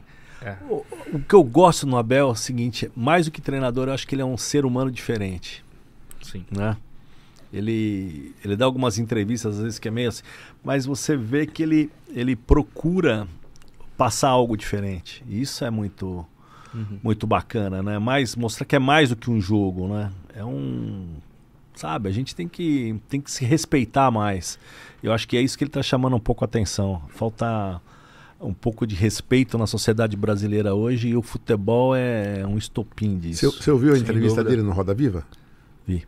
Muito legal, né? Muito legal. Ele ressalta muito, né? Os jogadores, a Sim. equipe, até a torcida, os dirigentes. Né? Ele deixa o ego de lado, né? enche a Isso bola que de todo mundo, O ego né? fica de lado, isso que é o fundamental. Inclusive, isso é uma matéria hoje dele, né? É que ele deu uma entrevista, uma palestra, na verdade, para treinadores O brasileiros. que ele deu?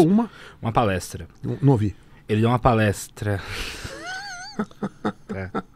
Caí nessa. e foi muito elogiado pelos técnicos brasileiros, justamente assim. Até o Muricy, né? Pela forma respeitosa com que ele falou. Ele não quis ali ensinar nada, aplicar metodologia. Ele falou sobre o futebol, falou de uma forma muito respeitosa, e tem que tirar o chapéu, né? E como o santista é dolorido falar isso, mas de fato o Palmeiras ele vem aí se destacando e vem com um trabalho muito sério, bem organizado, e está colhendo os frutos disso, né? Então, eu acho que isso mostra também um novo retrato do futebol, de que se você não tiver organização, planejamento, não tiver um trabalho sério da diretoria ali por trás, você não alcança grandes resultados, né? Então, mérito do Palmeiras, que conseguiu dar essa virada aí ainda na época do Paulo Nobre, né? E vem colhendo esses frutos aí. Deixa eu aproveitar que você conhece bem. E essa Libra, que a Leila assinou ontem? Então, a Libra é a Liga Brasileira, né, de clubes. É um projeto que já vem há alguns anos aí, mas ainda não... Está avançando cada vez mais esse projeto. A ideia é tirar do guarda-chuva da CBF a organização do Campeonato Brasileiro. Porque se você pega nos outros países, principalmente na Europa, as ligas de futebol profissionais são descoladas das confederações internacionais. Então, por exemplo, na Espanha você tem a La Liga, na Inglaterra você tem a Premier League, enfim, a Série A na Itália, que são a Bundesliga na Alemanha, a Ligue 1 na França, enfim, que são ligas descoladas das federações profissionais de futebol. E dessa forma você consegue tratar o produto futebol ali de uma forma muito mais atenciosa. A ideia é que com a liga você tem um rendimento muito maior, a receita... Uma distribuição de recurso para os times, né? Exato, muito maior, porque hoje você tem... Quem faz essa distribuição é a CBF. Então hoje ela recebe, por exemplo, a verba de televisão... ela recebe muita verba de televisão e os clubes não recebem da mesma forma. Então ali os clubes geririam essa liga, venderiam os direitos para fora do Brasil. Hoje isso é uma dificuldade. O Campeonato Brasileiro praticamente você não consegue ver em nenhum outro lugar do mundo.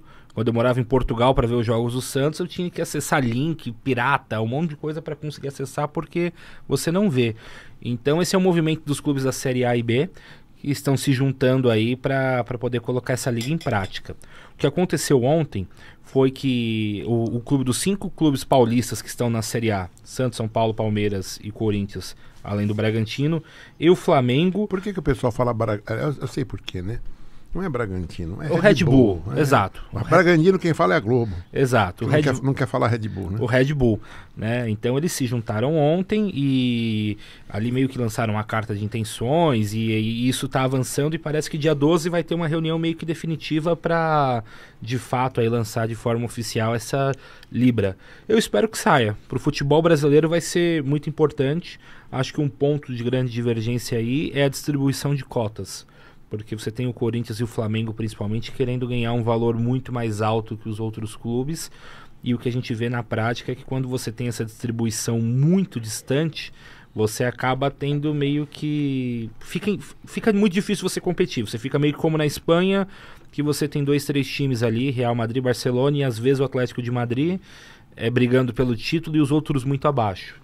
Então acho que talvez ela só ainda não saiu de vez... porque estão discutindo como vai ser exatamente essa distribuição de renda. Essa distribuição depois ela se altera? Então, a ideia, e esse é um dos pontos de divergência, o que, por exemplo, esse clube dos 6, que são os 5 paulistas mais o Flamengo, defendem. 40% igual para todo mundo, 30% de acordo com a colocação no campeonato e os outros 30% com base em audiência. O que os demais clubes querem? 50% igual para todo mundo, 25% por colocação e 25% por audiência, porque aí você diminui esse fator audiência e a distribuição vai ser mais próxima. Vou dizer que os dois já tá bom. É o modelo, por exemplo, da Premier League. Estão brigando pela filigrana aí. Exato. É o modelo da Premier League, por exemplo. Então, que bom, hein?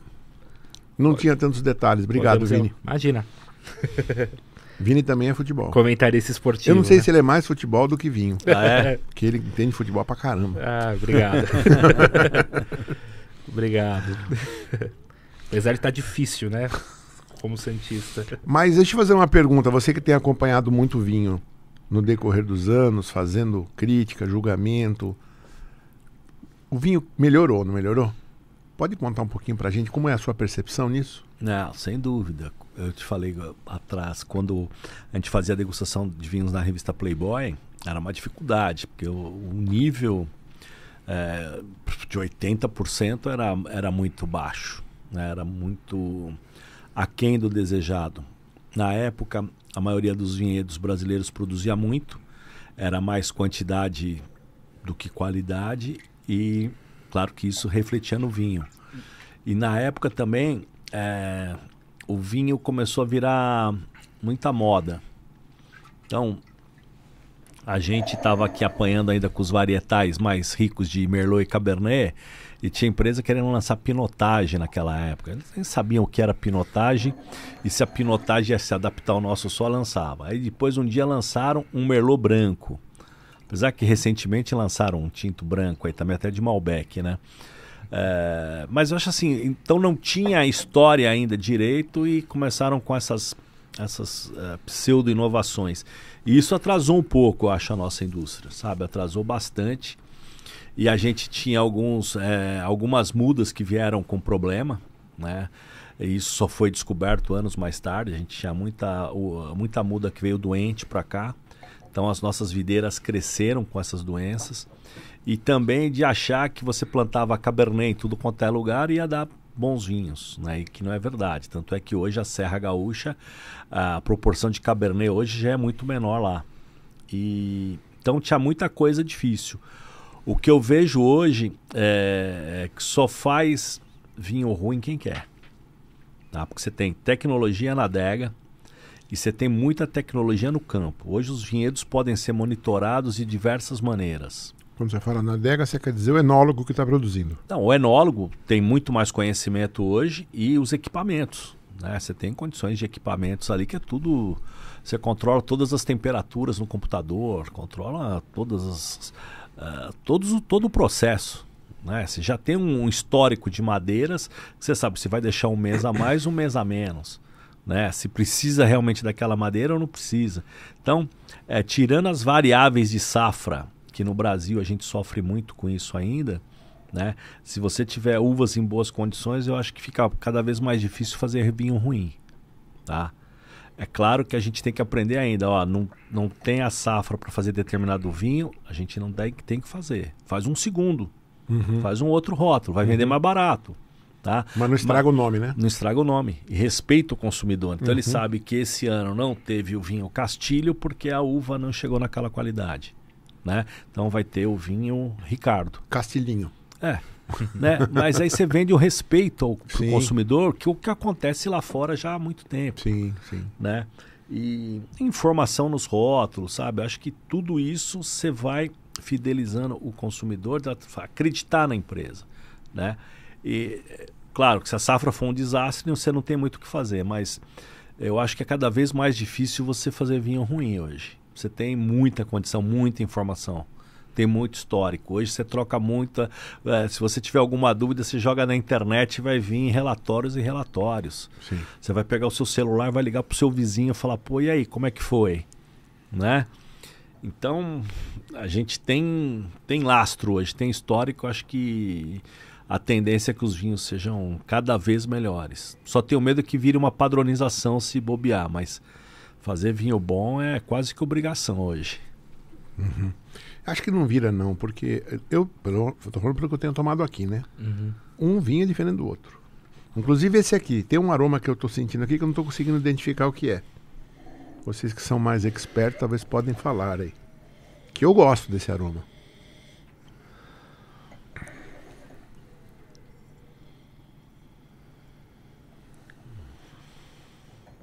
Aliás, acontece muito isso comigo. Não sei se acontece com você, né? Eu sinto o cheiro, eu falo, conheço, mas não sei.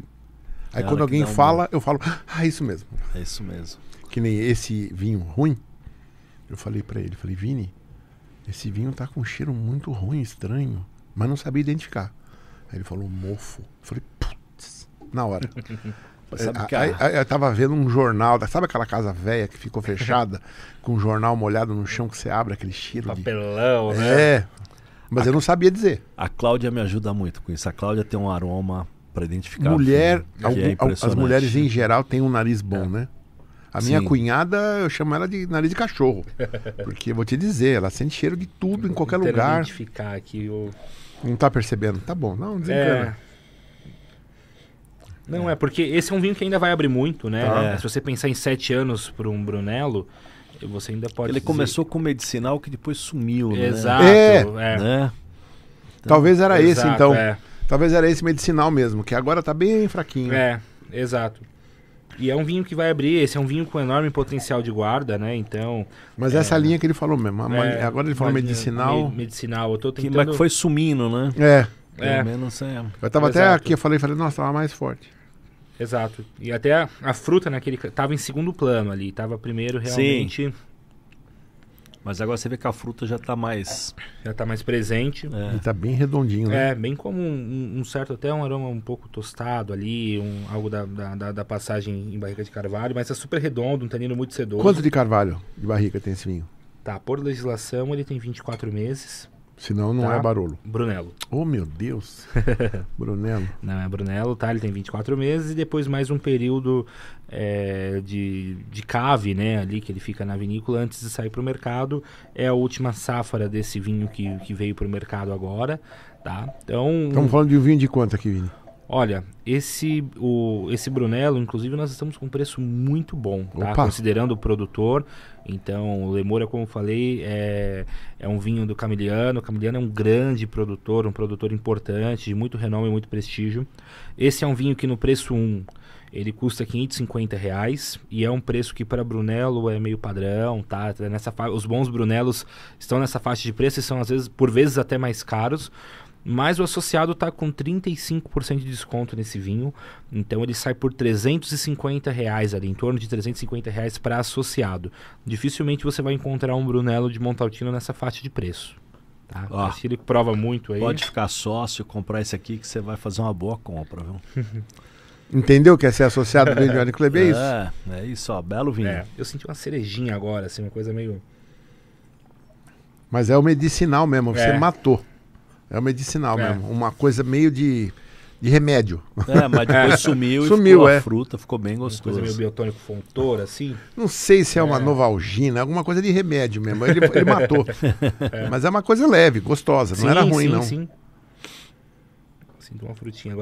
Agora o Castilho comentou sobre a Clau. Uma pergunta que eu queria fazer para ele é que, e até acompanhando ele em algumas degustações, em alguns eventos, eu vejo que a tua família é bem presente ali contigo no trabalho, né? Teus filhos ali, teu filho tira foto, né? É fotógrafo, a tua filha também, acho que participa ali, né? Das coisas, dos prazeres da mesa. Como que é trabalhar com a família? Eu imagino que para você deve ser um prazer muito grande, né? Ter eles assim por perto, ali atuando contigo, né? Ah, cara, é muito bom. E ainda mais nessa pandemia. Nessa pandemia, Quantos anos tem seus filhos? minha filha tem 30, minha filha vai fazer 31, o Júnior vai fazer 29 Caramba, Castilho, você tem filho de 31 anos? e o JP tem 19. Caramba! E na pandemia, cara, foram momentos bem difíceis. E assim, se não fossem eles, a coisa acho que tinha sido muito pior, sabe? Em alguns momentos que eu estava muito cansado, muito desesperançoso, e eles estavam ali me dando uma força, sabe? Acho que isso não tem preço, sabe? Não tem preço. Todos falam, não, a gente vai conseguir, vai dar tudo certo, vamos junto. E eu acabo sendo muito chato com eles, porque eu acabo cobrando mais. Eu sempre cobrei muito meus filhos, sabe? Eu nunca fui de passar a mão na cabeça. Então, meu filho faz foto, eu já falo, já tratou, já mandou, sabe? Já fez isso aqui. E minha filha, a mesma coisa, a questão de texto, de ficar cobrando. E outro dia foi muito legal, que a gente estava fazendo um projeto e tinham duas jornalistas, ela e uma outra pessoa. E quando quem nos contratou leu os dois textos, ela me ligou e falou assim, parece que eu tô lendo um texto de pessoas muito diferentes, assim, um tá muito certinho, muito bem apurado, e o outro tem umas falhas, né? E era o dela, né? O dela era o certinho. Certinho. Então, putz, e a pessoa não sabia, né? E, então isso eu fico... a hora que eu me cobro de ser chato com eles, mas a hora que acontece isso eu falo, valeu a pena ser chato, de cobrar um pouco a mais, né? Porque aí quando vem um elogio desse, você fala, que legal, né? E o João faz design de games, né? É o único da família que vai ganhar dinheiro, vai ficar rico, talvez, torço muito, que é uma coisa totalmente diferente. E às vezes ele quer me levar para jogar com ele. E eu tô muito acostumado com aquele Atari da década de 80, né? Atari você forçou também. Super né? Nintendo. Não jogou mais nada depois do Atari? Super Nintendo, Cara, vai. eu nunca fui um fã de videogame, Cara, incrível. Atari você era criança. Tá, mas eu nunca fui assim muito fã de videogame. Até porque quando eu tinha a idade dele eu não tinha dinheiro para ter videogame, né? Eu não tinha grana, mas eu nunca fui tão fã. E ele joga entusiasmado, e agora com os colegas, que é tudo online, né? Uhum. Então ele tá jogando aqui, mas tá conversando com o cara que tá no Paraná. Tá conversando com o outro que tá em Londres. Ele faz a sala dele é um barato que a gente do mundo inteiro. Né? É tudo assim. Eles não vão fazer mais, eles não podem fazer presencial porque cada um está no lugar. Não dá, não tem como. E aí ele Só joga. Em Lan House, que eu nem sei se existe ainda, né? Lan Só House que, acho que não tem mas mais. imagina, o jogo, ele fala, olha o cara entrando pela janela. Não, olha naquela sala, eles estão jogando juntos em lugares separados. Você fala, meu, que maluco que é, né? Que maluco. Então, assim, é um puta prazer trabalhar com a família. Tem hora que cansa um pouco, né? Que você tá ali 24 horas, às vezes. Cansa no sentido da gente falar muito de trabalho por conta disso. Então, você se pega num domingo ou num sábado, você tá falando de trabalho. E aí aparece do nada, né? Mas, assim, eu recomendo, assim. Acho que se eu aguentei esses anos de pandemia, foi por conta deles. Legal. E a tua esposa, a Clau, também escreve, né? Tem as dicas da Clau Esquilante, né? Ela tá escrevendo um monte na revista, fazendo várias matérias e faz pro site. Ela agora é que me cobra. Ela fala, não, ó, faz 3 horas que não sai nada no site. Ó, o Instagram não atualizou e não sei o quê, né? Ó, você tá repetindo palavra aqui nesse post, né? Então ela virou ali uma central de qualidade às vezes, né? Se você pudesse dar uma dica para escrever bem, como que você resumiria isso? Você que é um escritor há tantos anos, né? Essa história de não repetir palavras. Primeiro você tem que gostar de ler, né? Sim. Sabe, ler é que você vai mudar todo o seu vocabulário, né? E o escrever, eu sempre aprendi com o chefe, você tem que fazer o texto, procurar fazer o seguinte, do começo até o fim. Vai numa balada. Aí depois você vai ler. Aí no que você vai ler, você vai acertando. Você vai mudando aqui, vai mudando ali. Então, o que acontece às vezes que as pessoas, e os jornalistas inclusive, têm preguiça de reler. Porque foram eles que escreveram, tem aquela preguiça de reler. Não, você tem que reler. E assim, cada vez que você lê, você vai ver que tem alguma coisa errada. Engraçado que eu faço isso. Eu tenho até uma expressão rude, né? Eu falo, primeiro eu dou um cuspe assim, pá! Onde eu pego a minha ideia e dou uma catarse ali. Eu deixo, não filtro nada, escrevo até com coisa errada. Tem que ser rápido, porque eu não quero perder a inspiração. Pum, acabei. Aí eu volto, aí eu venho arrumando. Aí nisso, putz, podia falar isso aqui melhor, podia falar aquilo. Nossa, vou inserir isso aqui. Acho que isso aqui é melhor falar depois. Aí eu vou ajeitando. Então você já tem o princípio certo, que é isso mesmo. Nossa, que legal. Mesmo que fizer errado, você vai do começo até o fim e depois você volta. Aí essa volta é que vai depender. Você pode voltar uma vez, você pode ter que voltar 2, 3. E parece que quantas vezes você voltar, quantas vezes você vai mexer, né? Sim, e não tem dúvida. E não tem a dúvida. E quando você tem essa cabeça de editor, se eu pegar o seu texto, eu vou mudar uma coisa. Sim. Se ele pegar, ele vai mudar outra. Sim, né? Sim.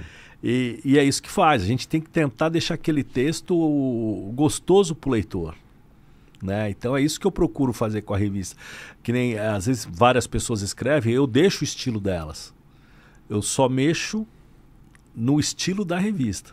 Para a pessoa ler aquilo e falar, não, isso aqui é Prazeres da Mesa.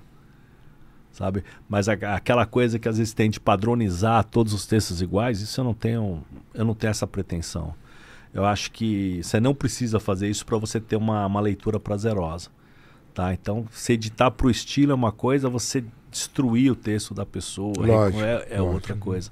Mas o fundamental é isso. Escreve, só que depois tem que reler. Eu tenho que reler muitas vezes. E às vezes vai reler várias vezes e vai pegar coisa e vai mudar a frase, sabe? E é isso. É isso que vai te fazer escrever bem. Entendi. E ler. Para você escrever bem, você tem que ler. Né? E todo mundo fala, como faço para conhecer de vinho? É beber e viajar. Sim. Tomar, né? Beber, você tem que beber, não adianta. Ou você vai tomar Carmener, Merlot, Cabernet Sauvignon e vai vendo. E você vai montando o seu repertório como esse kit aqui que vocês estão fazendo. Porque se a pessoa só tomou uma marca também, eu adoro o Brunello tal. E não tomar nenhum outro Brunello, também o gosto dela vai ficar limitado, né? Então eu sempre brinco, falo, as pessoas falam, o vinho tal tá barato. Eu falo, compra uma garrafa, toma, gostou, compra mais. Né? Que às vezes os supermercados dão essas pegadinhas, né? Tá lá um vinho X, legal, o preço tá bom. Normalmente já tá para vencer, né? Então, tá compra um monte e depois se arrepende, né? Ou compra a uva errada. O que mais acontece é comprar a uva errada. Deixa eu te fazer uma pergunta. Quantos por cento hoje do faturamento é da revista? E quantos por cento é evento? Quantos por cento é outras coisas? 70, 30. A revista ainda é 70%? Não, 30. Ah, 30. 70 é evento. É que eu te falo, tá tudo junto, né? Sim, Por exemplo, mistura, né? Por exemplo, às vezes hoje eu ajudo muito na equipe comercial a fazer os projetos delas. Aí a pessoa me fala assim, o fulano quer ter uma reunião. Eu peço um briefing antes. O que ele quer? Não, ele quer focar no digital. Tá bom, começamos a reunião digital, não sei o quê. Quando chega pro final da reunião, ele fala assim, pô, mas a gente não consegue nada no impresso? Sempre. Em 99% dos casos, termina assim. A gente não consegue nada no impresso? E o impresso? E aí todo mundo fala, pô, o digital é bacana, mas no dia seguinte, já virou a página. O impresso tem uma perenidade maior, né? Sim, sim. Tem cara de vinho que ele fala, a hora que você fala de um vinho na revista, o que eu faço? Eu mando para Itália, eu mando para Espanha, eu mando para o produtor tá vendo que eu tô aqui, isso é parte do meu trabalho. Ele vai falar, o cara tá divulgando meu vinho, né? E é impressionante, a gente fez uma matéria que eu fiquei muito, muito feliz de ter feito, eu peguei aí nessa última edição, 17 depoimentos sobre sustentabilidade e aquecimento global nos vinhedos. Eu pedi para 17 pessoas no mundo inteiro. Então veio do Líbano, veio da França, veio de Portugal, veio da Itália, veio da Argentina, do México e do Brasil. Cada um falando o que está acontecendo. Cara, a hora que você publicado isso e que eles foram mandando para todo mundo, republicou. Todo mundo... o inglês, pô, feliz de estar na Prazeres da Mesa. O espanhol, feliz, estou aqui na melhor revista do Brasil. Cara, de todos eles, acho que os 17, de alguma maneira, falaram dessa matéria. Repercutiram. Repercutiram. E quem leu me fala, porra, cara, que legal, que gostoso de ler. Porque não é um tratado, mas você vai ver o que está acontecendo em várias partes do mundo. O que cada um está fazendo. O que cada um está fazendo. Em prol, né? Em prol. Então, tem essas coisas prazerosas, ainda que, pô, eu tô com 35 anos de carreira já, de profissão. E é coisa que emociona ainda. Você fala, pô, isso aqui eu gostei. Sabe uma coisa quando você fala assim, pô, gostei de fazer isso aqui? Que legal. Né? Então, isso foi bem legal. Você fala, pô, ficou bacana, gostei. Top. Cacílio, se alguém quiser assinar...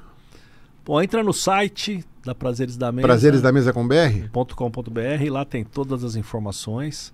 Se quiser o digital, aí tem que ser pelo Zinio, zinio.com, né, que é um aplicativo de revistas e a pessoa vê por ali. E o Instagram, Prazeres da Mesa. Prazeres da Mesa. Top. Top. Legal. Gostou dos vinhos? Muito bom, muito bom. Recomendo os dois aí, belos vinhos, que às vezes é aquilo que você falou, às vezes o clube... dá uma enganada no cara, né? Que os outros. Tem que comprar aquele vinho, tem que ser aquele vinho. E aqui não, você falou que tem aí umas opções, eu já vi alguns que você tem aí no catálogo, esses dois que a gente tomou, pode assinar que você vai gostar. E o legal o cara pode até falar assim, não quero escolher, mas me manda via o meu Enoperfil. Então todo mês... o sistema vai olhar quais vinhos ele vai dar nota alta e está dentro do range que ele pediu e nós vamos mandar o vinho melhor que nós temos para ele. Então... Isso é muito bacana, né? Essa coisa de experimentar que eu estou falando para vocês. Se você gosta de Merlot e ele te mandar um Carmener, claro que você não vai gostar. Você gosta de... Não necessariamente, viu? Não, Às vezes ele foi produzido de um jeito que ficou parecido com o que ele gosta. Mas... tem hora que não adianta você forçar, né? Sim. Se o cara não gosta do tanino do taná, lógico, não adianta você mandar. Ele vai estranhar aquilo, né? Ele quer um vinho mais amável, digamos, né? Então, essa coisa eu acho perfeito. Acho perfeito essa ideia, muito boa. Não vi isso em lugar nenhum do mundo, viu? Não tem. É invenção nossa. Porque é muito legal. Imagino que deva dar um certo trabalho, encher essas garrafinhas, ter um prazo de validade, tá mandar... Aí, ó, tá aí a estampinha aí. O seu vai até que data aí, dá uma olhada. O meu vai até o dia... Ou é o produzido? 13 do 5, que é 10 dias. Isso. 13 do 5, foi dia 3. Então, você mantendo essa data, tá tranquilo. Às vezes dura mais. Nós estamos com um método novo de fechar a garrafinha aí, né? Sim. Que está durando bem mais agora, que a gente veda ela por completo com uma borrachinha, né? Isso, tem um material, é uma vedação de silicone ali Isso, interna. silicone, De silicone, que veda totalmente. para que não tenha oxidação e aí você consegue preservar. Nós até já por- pegamos com mais de um mês aí que estava intacto. É. Mas a gente deixa os 10 dias aí que é pra gente ficar tranquilo, né? Ah, bacana, não vai durar tudo isso. Faz com a esposa. Vou fazer E- com ela. Marcelo, eu queria fazer só mais uma pergunta aqui Manda também pro Castilho, em relação à premiação dos melhores do ano. Nossa! Né? Que inclusive nós estávamos até aqui comentando e parece que ela vai Nossa. voltar aqui novamente, né? Esqueci de perguntar, Mas bem lembrado. Eu queria saber primeiro como surgiu, né, a questão dos melhores do ano, que hoje é um prêmio que é muito importante, é dos mais importantes, aí sem medo de dizer, em relação à enogastronomia, né, aqui no Brasil, porque aborda tanto os restaurantes, mas também as cartas de vinho, os profissionais, né? Eu particularmente posso dizer que tenho o privilégio de, com 2 cartas de vinho que eu elaborei, ganhar primeiro um prêmio de excelência e depois o de grande excelência. E isso é algo que a gente utiliza no currículo, que muda o status do profissional, que te dá um prestígio muito grande. Então, primeiro parabenizar, né, por essa iniciativa, que realmente é algo muito importante, e saber um pouquinho mais sobre isso. Então, às vezes eu estou em alguma reunião e as pessoas falam assim, pô, você não fala muito, né? Você fica escutando, né? Eu gosto muito de escutar. Porque às vezes a gente tem essa dificuldade, né? De escutar. Todo mundo quer falar, né? Todo mundo acha que se falar vai ser o protagonista. E aí, cara, quando a gente falou lá atrás de fazer um prêmio, eu falei, pô, mas vamos pensar. O Paladar faz um prêmio, a Vejinha faz outro prêmio, não sei quem faz um prêmio. Deixa eu pensar num... Então, começa por aí. O nosso prêmio é nacional. Então, eu não premio o melhor italiano, o melhor francês, o melhor... Não. Falei, vamos premiar o melhor restaurante. Qual é? Mas do Brasil. Qual é o melhor da região norte? Qual é o melhor da região nordeste? Né? Então, eu fui criando categorias diferentes, porque os outros já estão aí, não adianta... Né? E para não ficar uma coisa até repetitiva. Aí depois eu falei, bom, vamos ver prêmio de vinho, o que tem? Né? Então, Mas espera um pouquinho, antes de você mudar. Não é complicado você não categorizar? Porque às vezes você tem um restaurante maravilhoso em carne e outro maravilhoso em massa. Como é que você tira essa... Eles aparecem. Eles aparecem. Tanto é que você vê a diversidade que entre os finalistas sempre aparece. Imagino. Eu te pego a questão de pizza. Os finalistas de pizza, tem o cara que faz a pizza napolitana, que é aquela menorzinha, feita com a tradição de Nápoles, e tem o cara com a tradicional que está ali disputando pau a pau com ela. E como é que é essa definição? Então, como é? Primeiro, a etapa que a gente está fazendo agora dos melhores, os chefes votam. Chefes e profissionais da gastronomia. Mas eles têm que ir no restaurante. Eles têm. Não, a gente supõe que eles foram. Ah, tá. Tá, então você vota em cima da sua experiência. Tá, então você recebe um formulário nosso e você preenche todas as categorias que você acha que você tem que preencher. Tá, por exemplo, esse ano eu inventei uma brincadeira com os drinks clássicos. Qual o melhor Negroni, qual a melhor caipirinha, na sua opinião?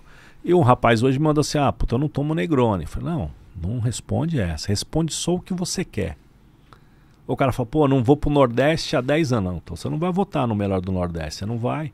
Então a gente tem muito essa abertura com eles. E os profissionais, como já nos conhecem há bastante tempo, eles sentem que tem essa liberdade comigo. Então eles falam, pô, Castilho, eu não vou votar em chefe do ano por causa disso aqui. E ele dá a opinião dele. Quantos são? Que votam? É. Uns 300 profissionais. Bastante, é bastante. Tá? Bom, feito isso, a gente tabula isso. Sim. E pegamos ali... Eu sempre brinco que tem entre 4 e 6 finalistas. E por que isso? Porque às vezes tem uma categoria que você... Vamos supor, sei lá, vou chutar aqui, sobremesa. Apareceram menos opções, você coloca as 4 mais votadas. Aí você pega a chefe do ano, que é a categoria mais votada, que apareceram 6 caras que estão com a pontuação ali muito parecida. Aí eu coloco 6. Tá? E aí eu coloco como? Coloco no site. Aí o público é que vota. Aí a única coisa que a gente não permite é robô. Tá? A gente tem um sistema que as meninas desenvolveram lá no site, que é assim, se você entrar e é tudo monitorado, então às vezes a gente pega assim, da meia-noite a 1 da manhã, teve 200 votos no Marcelo. E a pessoa entrou, só votou no Marcelo. Pronto, já configurou que é um robô. Aí vai bater os IPs, pronto. Então esses votos são anulados, tá? Então pode fazer campanha? Pode. A ideia é essa, que você faça campanha. Porque tá ali, tá os 5 finalistas são esses aqui. Aí quer fazer campanha, amigo? Boa sorte. Você só não pode trapacear. Então o robô é uma trapaça. Aí das cartas de bebida, a gente começou com vinho. Aí começou o vinho, o pessoal da cerveja. Pô, Castilho, por que só o vinho? E a cerveja? Tem tanta cerveja hoje. Bom, botei vinho e cerveja. Aí o pessoal da bebida. Pô, cara, coquetelaria, não sei o que. Então a gente faz vinho, cerveja e bebidas em geral. Aí, isso aí é uma pontuação. A pessoa tem que responder todos os requisitos. E a hora que responde, cara... Então, por exemplo, você pode ganhar 0, 1 ou 2. Você ganhou um aqui, você soma e aí te dá o resultado. Aí não tem erro, tá? Ficamos em dúvida com alguma carta. Vamos atrás. Tá, eu lembro até hoje de um lugar que o nome era muito estranho. Tanto é que eu não vou lembrar o nome. Em Ribeirão Preto. Aí entrei na internet, tá lá que o lugar existe. Mas sabe que o negócio fica piscando aqui? Fala, meu...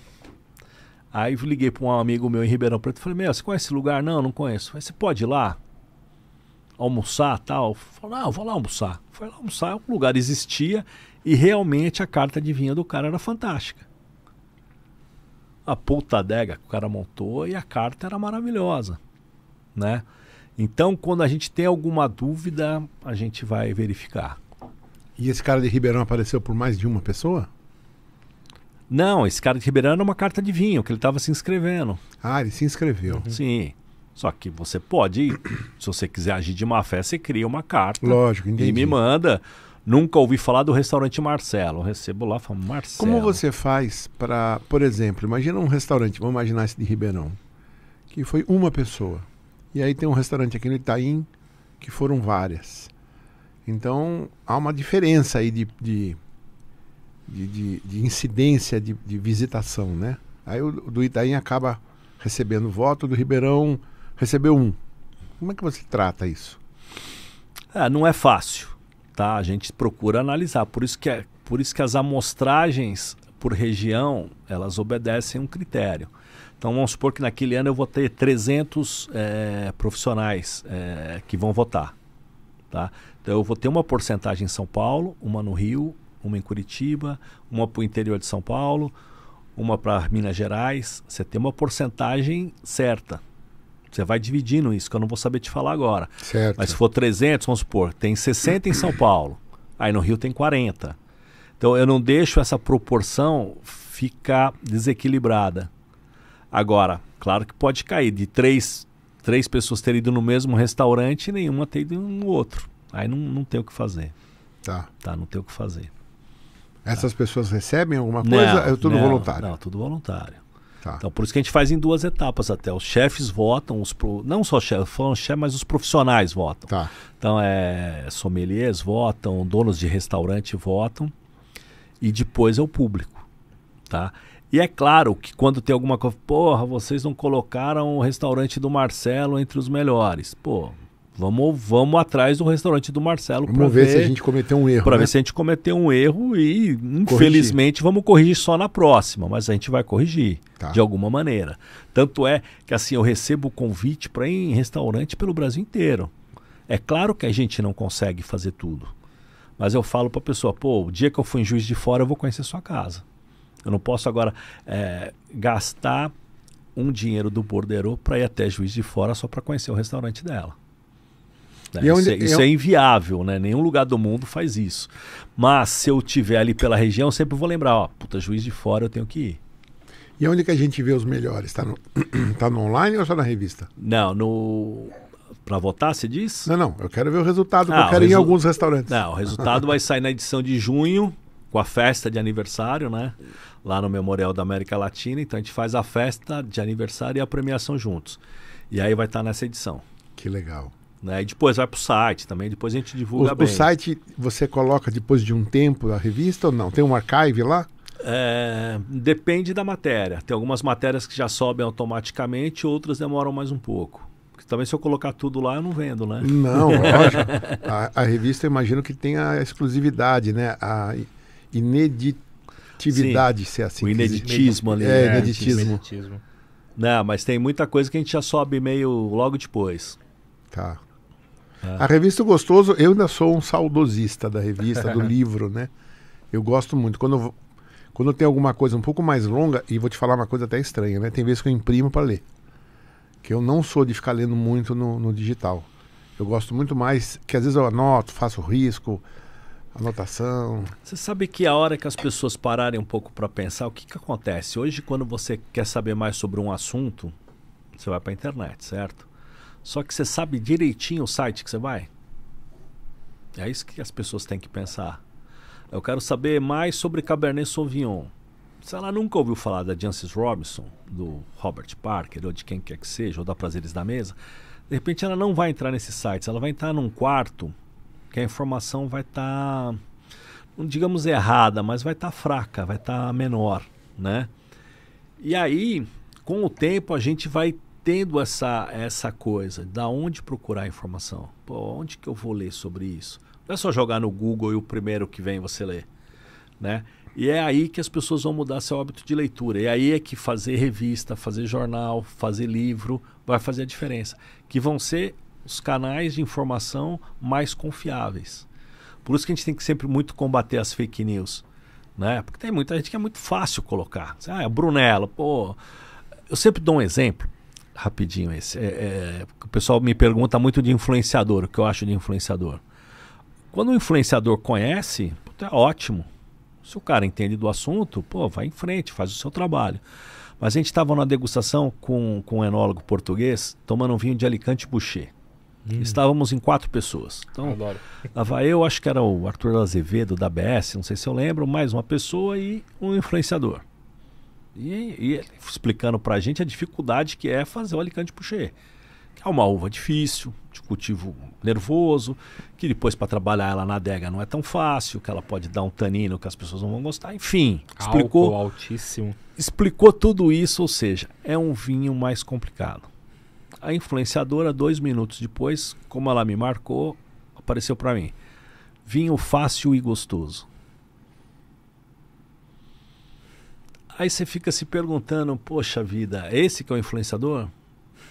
Você entendeu? Cara. Então a coisa eu não sei se ela o imediatismo Você dela sabe de que você ser a me fez- primeira a postar. Você me fez lembrar de uma coisa que eu não vou nem poder falar, mas eu entendo totalmente. Que às vezes esses influenciadores falam tanta besteira, né? Opa. Então aí a coisa do imediatismo, de repente de ser a primeira a postar sobre aquilo, faz ela errar. Sim. Aí eu fico imaginando, então vamos supor, eu sou um seguidor dela. Eu li aquilo, vou lá e compro o vinho. Eu não entendo nada de vinho, mas eu fui na dela. A hora que eu abri o vinho, Um Alicante. sabe, eu falo, o que é isso aqui que essa mulher indicou? Não é? Não é um vinho, engraçado, não é um vinho para iniciados. Não. Né? Você nunca vai mandar um cara que nunca bebeu vinho tomar um Barolo. Sim. Sabe? É uma segunda etapa. Né? Então, se você é um influenciador, mas influencia errado a primeira vez, você não está fazendo um bom trabalho. Sem dúvida. Então, é isso. Acho que é só esse cuidado que as pessoas têm que ter. Nesse caso com o Alicante aí, a pessoa ia ter uma surpresa bem... Não Desagradável. É uma variedade que assim, Complicada, né? é complicado. Eu vinifiquei bastante Alicante lá no Alentejo, tanto na Quinta do Moro como na Quinta do Carmo, mas principalmente na Quinta do Moro. Mas é bem isso, é uma variedade que tem uma coloração muito intensa, né? É das tintureiras e é uma variedade que é tão tinta que até a polpa dessa variedade é uma das poucas que até a polpa tem uma coloração bem escura, muito tanino.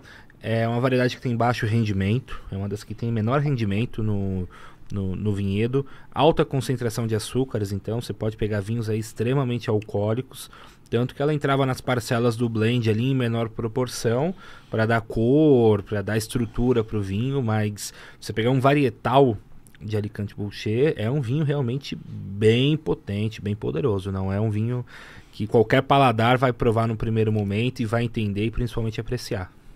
Não é fácil.